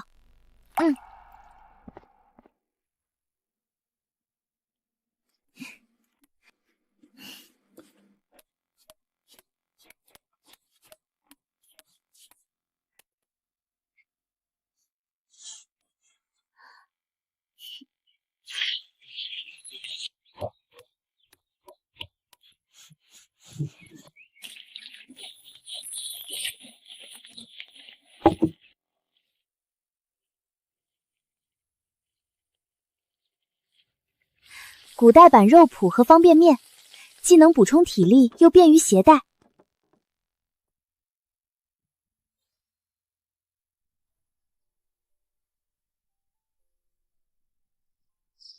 我已联系了出海的皇商，用1队府兵保驾护航为条件，他们会协助我们寻找医治太子腿疾的药材。一有消息便会通知我。是个好消息。我也有好消息要告诉四爷。四爷，尝尝看。咸香可口，且便于保存。只是这肉脯成本过高，户部那帮老完蛋恐怕难以接受。我早料到了，肉脯是给精锐补充体力的，普通将士可以用这些菜干和菌菇干代替新鲜蔬菜，遇水即发，能防夜盲症，成本极低。夫人聪慧，非我能比。明日我便将这些呈给圣上。边关粮草所需甚巨，国库实在难以即刻筹措。将士在前线浴血戍边，怎能让他们饿着肚子上阵？臣有一物，可解粮食之急。哼哼，江大人莫不是在说笑？这等干瘪之物口感不佳，将士们怎能下咽？太傅不妨先尝尝。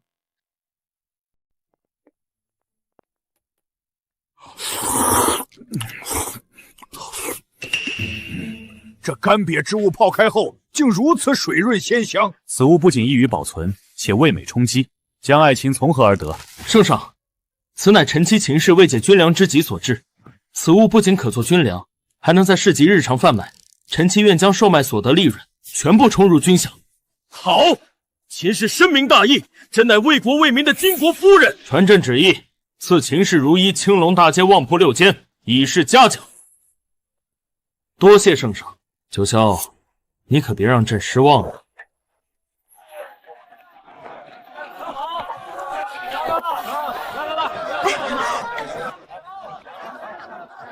慢点，慢点，大家排好队。夫人，您这吃食果真新颖又好吃，不出几日，铺子已经赚了不少。这些人，一部分是真想吃，一部分则是借机向皇上表忠心。哟，我当是谁呢？原来是妹妹，怎么如今也像个市井泼妇一样抛头露面做起买卖了？莫不是尚书府破产，要靠你出来卖笑养家？你胡说什么？什么也轮到你一个老奴插嘴，真是没规矩。尚书府破没破产我不知道，但我知道你这双眼睛怕是快瞎了。你敢骂我？劳烦你好好瞧瞧，这上面写的是什么？圣上亲封的买卖，你有几个胆量胡说八道？你使了什么邪招？怎么会得圣上青睐？好，前线将士使用了特制军粮，士气大振，连战连捷。秦氏如茵，你功不可没。臣妇不敢居功，全赖圣上洪福齐天，将士们奋勇杀敌。朕听闻你的食品坊日产量大增，还招募了京郊300多男女流民做工，此等心系民生之举，实乃大善。机会来了，趁热打铁，搞波大的。圣上，臣妇有一计，朝廷可出面组建更大的国营食品作坊，如此不仅能稳定军需，还能解决更多流人生计，更能充盈国库。好一个国营作坊，简直是一石三鸟！秦氏，你竟有如此经世济民之才，朕没看错你。奉天承运，皇帝诏曰：江门秦氏如茵，心怀家国，立大功，特破格册封为单家郡主，赐封地良田1000亩，钦此。臣妇谢主隆恩。臣谢主隆恩。没想到有一天打工人逆袭成为国企大老板的美事会砸我头顶上。有了郡主的头衔和封地，以后办事可就方便多了。夫人辛苦，这都是夫人应得的。单家郡主，圣上竟如此看重那丫头。殿下，如今圣上还命江九霄主持今年的京察考核百官，咱们安插的人手恐怕要被连根拔起了。秦如茵当初不识抬举，如今竟成了江九霄的垫脚石。王爷何必动怒？爬得越高，摔得越惨。你有何对策？秦如茵能封郡主，全靠她那供应军粮的食品坊，那里可是有不少流民，本就粗鄙难管。若是混进去几个人，在食物里加点好料，前方将士一旦吃出人命溃败，他便是延误军机、引发动乱的死罪。到时候他不仅身首异处，江九霄作为主理京察的权臣，也必受欺骗，九族不保。好一个一石二鸟！我这就去安排人手，我要让秦如意那个破作坊变成乱葬岗，让江九霄永无翻身之日。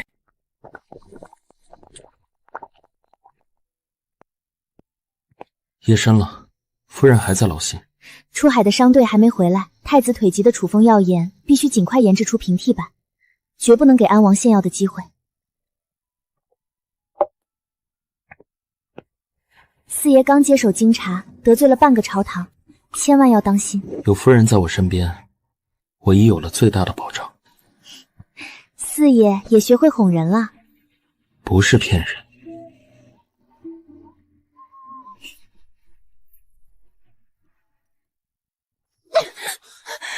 蠢妇，你找的都是什么废物？不仅毒没投进去，反被秦如意一网打尽。殿下，是秦如意太狡猾。他借着抓人的由头杀鸡儆猴，把咱们安插在流民里的眼线连根拔起。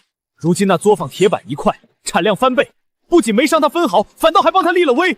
殿下息怒，明枪易躲，暗箭难防，下毒不成，咱们就来个釜底抽薪。说。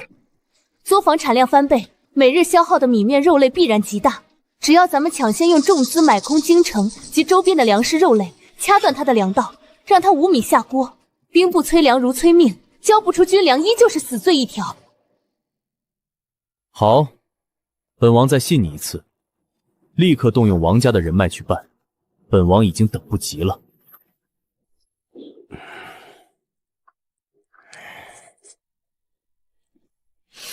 我儿怎么娶了你这么一个心腹，整日不在家侍候婆母，行踪不定，成何体统？婆婆就不必在这给我摆谱了。儿媳今日是来为了关乎王家前程的大事，奉安王殿下的密令来给咱们王家指一条明路的。你住口！妇道人家懂什么？你刚才说安王殿下的密令。安王殿下发话了，只要咱们囤积京城周边的米面肉类，搞垮秦如意，来日殿下成事，王家便是首功之臣。这安王殿下虽势大，但如今圣上正重用江九霄，秦如意又刚封了郡主，风头正盛。若此时咱们贸然出手站队，万一圣上怪罪下来，这风险未免太大了些，王家恐有灭顶之灾呀！您别忘了，您这太仆四卿的位子当初是怎么来的？若没有安王殿下在背后运作，您能做得这么稳？如今安王要用人，您若是推辞，殿下只要稍微透出点风声，您这头上的乌纱帽怕是明日就得落地。可买空周边粮草需巨额白银，王家根本拿不出这许多现银。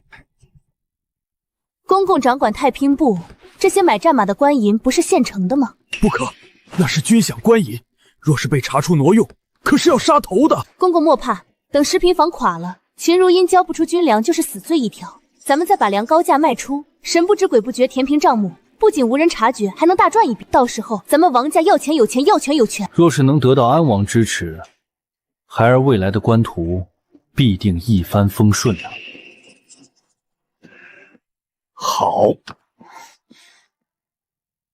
郡主，这几日市面上米肉突然暴涨10倍，根本收不到粮，兵部已经连下3道催牒了。京郊及周边州县近日风调雨顺，并无灾情，粮价绝不可能无故暴涨。您的意思是，这是有人在恶意囤积，想断食品坊的后路，让我交不上军粮。去备车，我们亲自去城南的市集看看。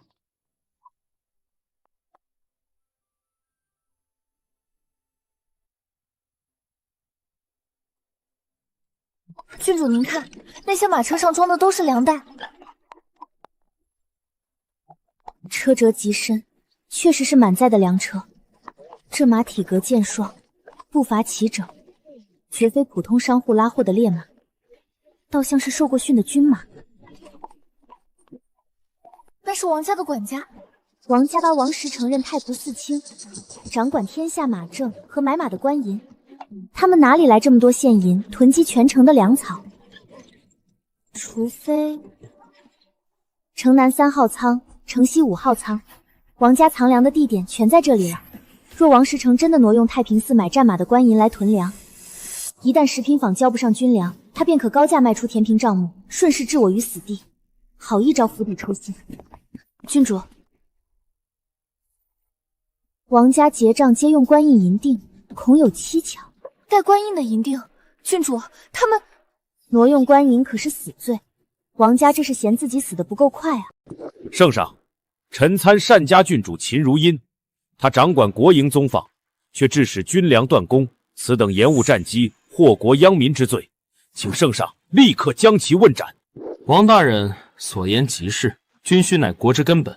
秦如溪一介女流，仗着几分小聪明，便揽下此等重任，如今酿成大祸，若不严惩，只怕前线将士寒心啊！陛下，安王殿下说的对，军需乃国之根本。可若有人为了构陷臣父，竟敢挪用100万官银恶意囤粮，企图卡子三军粮草，这又该当何罪？郡主死到临头还敢信口雌黄，你交不出军粮是铁板钉钉的事实，休想在这金銮殿上攀咬朝廷命官。王大人，你太仆寺掌管天下马政，你手下的人用带官印的买马银道，在京城各大米行疯狂扫货，城南3号仓、城西5号仓，全是你王家藏粮之地，这便是人证物证。一派胡言！老臣为官数十载，两袖清风，怎会做这种事？两袖清风，王大人，太仆寺卿年饷不过100两，你哪来几百万两现银去囤积全城的粮肉？除非王大人背后有手眼通天之人撑腰，许诺你事成之后，不仅能高价将粮食卖给作坊，填平账目，还能踩着臣父的尸骨加官进爵。圣上，请看，臣父这里不仅有王家各大粮仓的进出账目，还有一份王家联手安王庶妃姚青之给食品坊下毒的铁证。王家先是下毒不成，又釜底抽薪断绝市面粮草，这哪里是冲着臣父来的？这分明是想断了前线大军的火路，动摇国本，意图谋反。好啊，混账东西！拿朕买战马的钱去囤粮断朕的军需，长了几个脑袋？安王殿下，您听老臣说句话呀！这都是大胆王石成，你贪赃枉法，死到临还攀咬本王。本王那庶妃久居深闺，怎会与你这等乱臣贼子勾结？本王识人不明，竟不知这老贼如此胆大包天，请圣上严惩。老臣冤枉啊！御卫军听令，立刻包围王府，抄家，将王石成打入死牢。这都什么时辰了？早朝早该散了。父亲那边怎么连个报信的人都没有？不会出什么岔子吧？能出什么岔子？此事做得极其隐蔽，谁能发现问题？可是江九霄那厮诡计多端，万一……没有万一，军粮出了问题，那是掉脑袋的死罪。江九霄就算有通天的本事，这次也要被他连累。父亲迟迟未归，定是圣上龙颜大悦，正留在御书房论功行赏。秦如茵，你还真以为弄个破则封了郡主就能耀武扬威？你和江九霄都不得好死！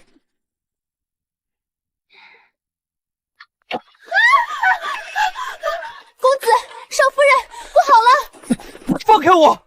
我爹是太仆寺卿。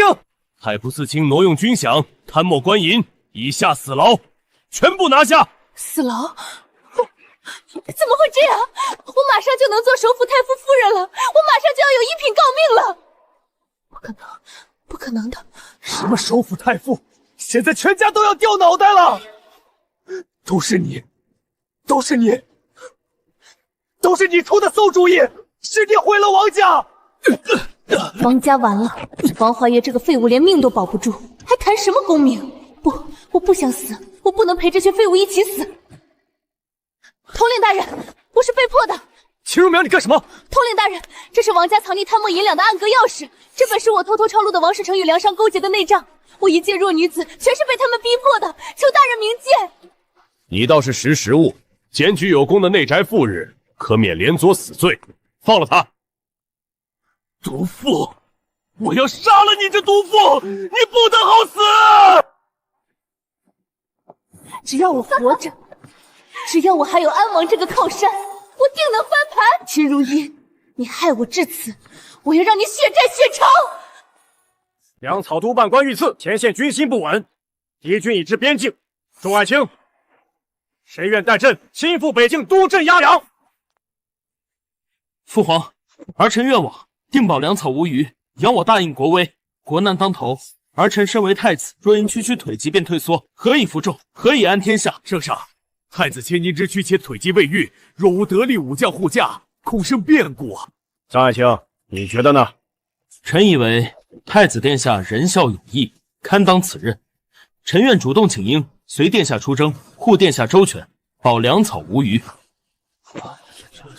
江大人主理京察确实雷厉风行，但你一介文臣未曾带兵，战场刀剑无眼，别反成了太子的累赘。臣虽为文官，但常年修习武艺，若敌军来犯，臣手中的剑一样能斩下蛮夷的头颅。且这粮草之事，本就有臣妾的心血在内，臣亲自押送，最是稳妥。好，江爱卿文武双全，有你护驾，朕心甚慰。来人，赐尚方宝剑。3日后，江爱卿随行护驾，率军启程。臣领旨。老四，三哥之前一直以为你安排我去岩阳是想赶我走，后来我才明白，你是真为了三哥的仕途着想，也为了江家着想。三哥言重了，都是自家兄弟。四弟，这好端端的，你怎么就非要去前线呢？那西北的顷刻豪国和金质豪国怎么突然就打过来了？三嫂，圣上年老，太子跛脚，诸子夺嫡，外族正是瞅准了这个时机才敢进犯。若这次不将他们打疼，日后便是无穷无尽的袭扰。四爷出征不仅是因为太子，更是为了守住江山，守住咱们身后的家。姨娘说的对，只是儿行千里母担忧，战场刀剑无眼，一定要全虚全尾的回来。四弟，这是大嫂去护国寺求的平安符。多谢大嫂。这是二嫂连夜缝的护膝，北见宫寒，注意保暖。四弟，咱们全家盼你大胜凯旋。江九霄这时竟敢随太子出征，若让他们立下军功得胜归来，这天下还有本王的位置吗？蠢货！你害本王折了王师成这颗棋子，还敢来？不怕本王现在就宰了你！殿下杀了我，谁去绊倒和你作对的秦如茵夫妇？殿下，秦如茵就是太子的粮仓，搞垮作坊太慢，只要他这个人消失，太子的后勤必乱。好，本王就再给你一次机会。殿下放心，我落到这般地步，皆是拜秦如一所赐，不把他挫骨扬灰，我死不瞑目。郡主，您重伤的消息传出后，安王果然有小动作。我们的人发现，最近有不少马车来往于安王府和京郊的废弃铁矿，那里守备森严，不似废弃。难道这些金刚刀？李一，集结所有精锐暗卫，带上火油，跟我去一趟京郊。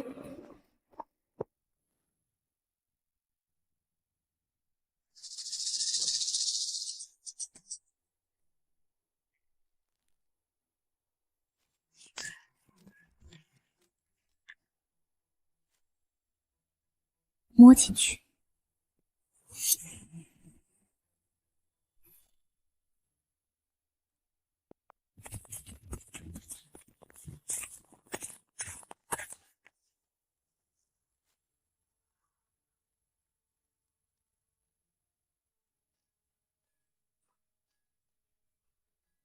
安王殿下有令，计划提前，今夜必须把这最后一批兵器全部装车，运进京房营。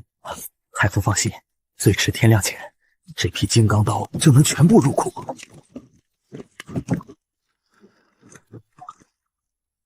郡主，这规模起码能装备3000人。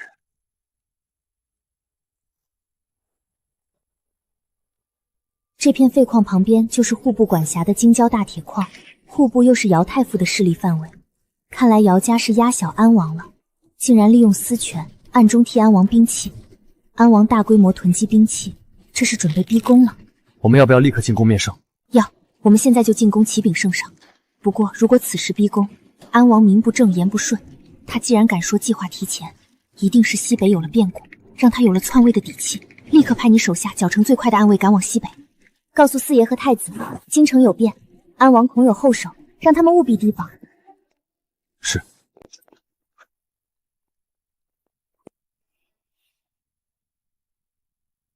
江尚书这招声东击西，不费一兵一卒就端了敌军粮仓，实乃妙计，故意让将士们好生休息，明日便可拔营，通过落日峡谷。殿下，微臣总觉得亲切大军退得太过轻易，落日峡谷地势险要，易守难攻，恐有埋伏。江大人多虑了，咱们大军势如破竹，那些蛮虏早就吓破胆了。报，殿下大人，敌袭，顷刻大军夜袭营地，我们被包围了。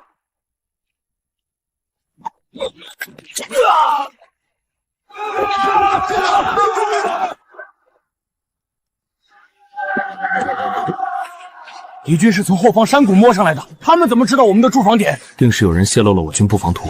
哈哈哈哈哈！答应的太子，天要亡你，受死吧！放箭！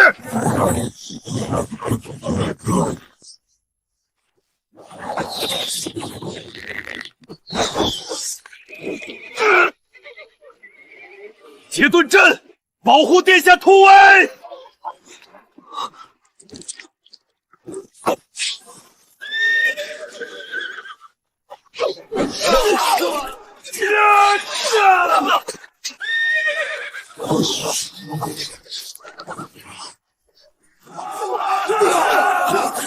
不好，线上有毒！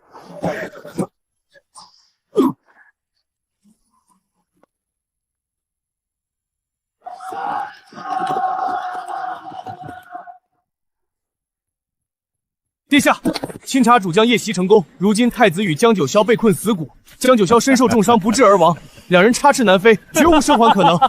好，太好了！江九霄，你终于死了，我心里上辈子的恶气总算出了一口。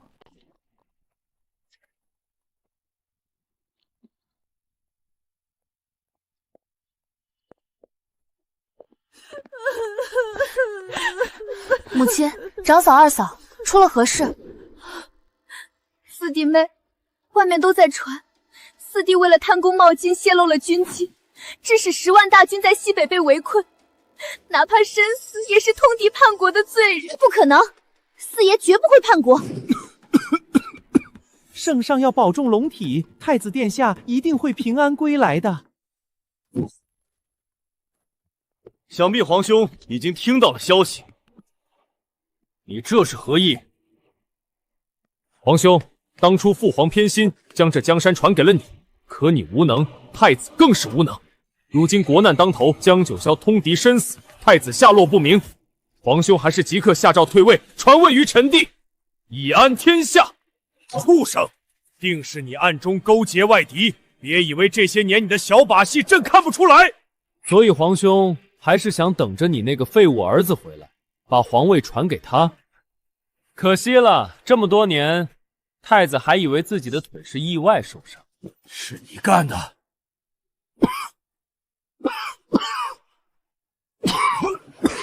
既然皇兄都冥顽不灵，那就别怪臣弟不念手足之情。封锁皇宫，传本王令，包围江府，诛杀叛贼江九霄满门。不好了，安王软禁了圣上，正带着大军包围咱们江府。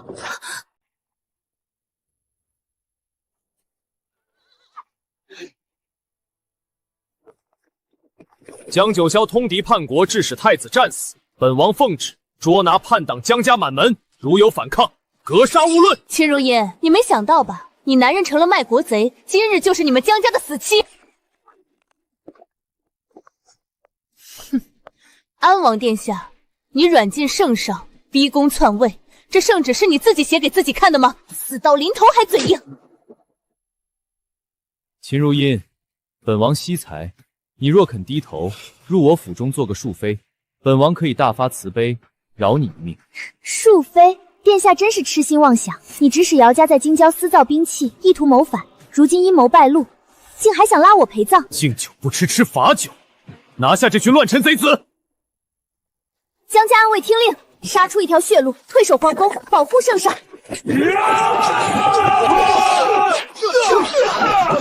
负隅顽抗，不自量力。秦如茵，你就这点人手，还想跑？保护郡主！保护郡主！保护郡主！保护郡主！这些泥腿子是哪里来的？郡主给了我们活路，谁敢动郡主，我们跟他拼了！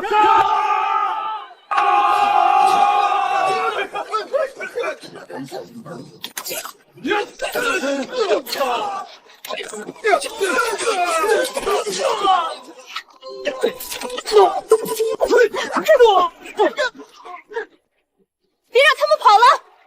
追！给我追！走，给我追！去皇宫。圣上遇险，快开城门！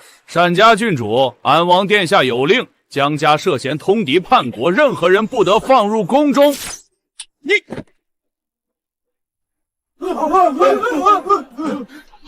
玄武门守将何在？你们难道要跟着安王一起谋反诛九族吗？安王殿下有令，擅自闯门者格杀勿论。兄弟们，开城门，迎郡主入宫护驾。走。外面是谁在守着？皇兄，是单家郡主，他带着江家的女眷和暗卫死守玄武门。郡主，面粉和火油马上就要耗尽了。秦如心，江九霄已经是个死人了，你若开城投降，本王饶你不死。妹妹，别负隅顽抗了，下来给我磕头，我留你全尸。禁军将士听令，安王通敌叛国，意图篡位，死守宫门，一步不退，誓死保卫皇城。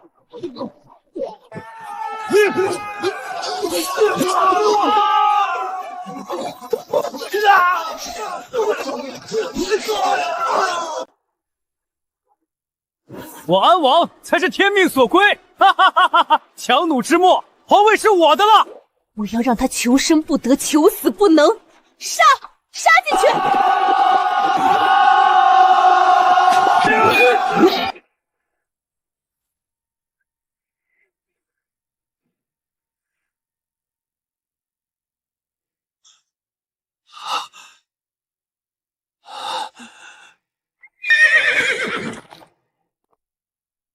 秦如茵，你输了。你终究还是落到我手里了，秦如茵，现在可没人能救你，是吗？今日，本王便当着满朝文武的面，斩杀逆贼，记着大应的新朝。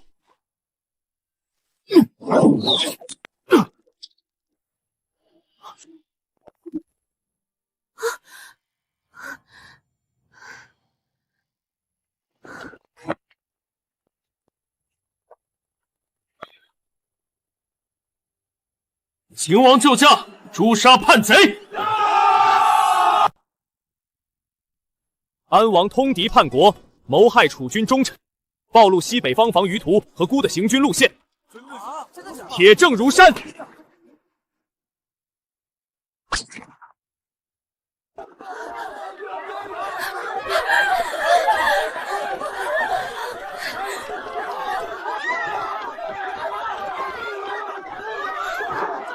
让他走吧。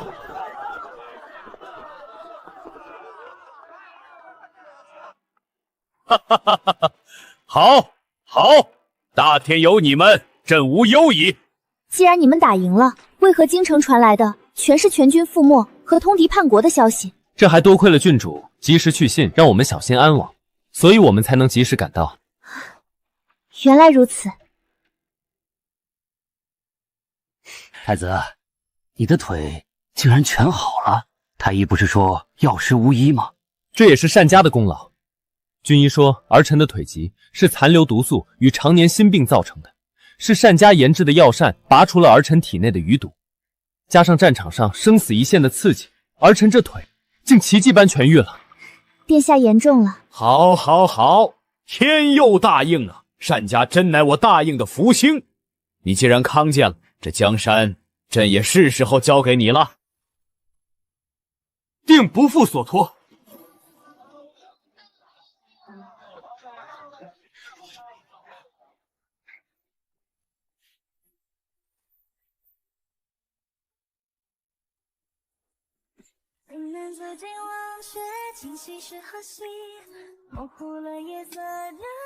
等久了吧？夫人如今这生意越做越大，可比我这当首辅的还要忙了。怎么，首辅大人有意见？不敢，为夫这辈子为夫人马首是瞻。回家吧。满天星月，而我心向你呼吸。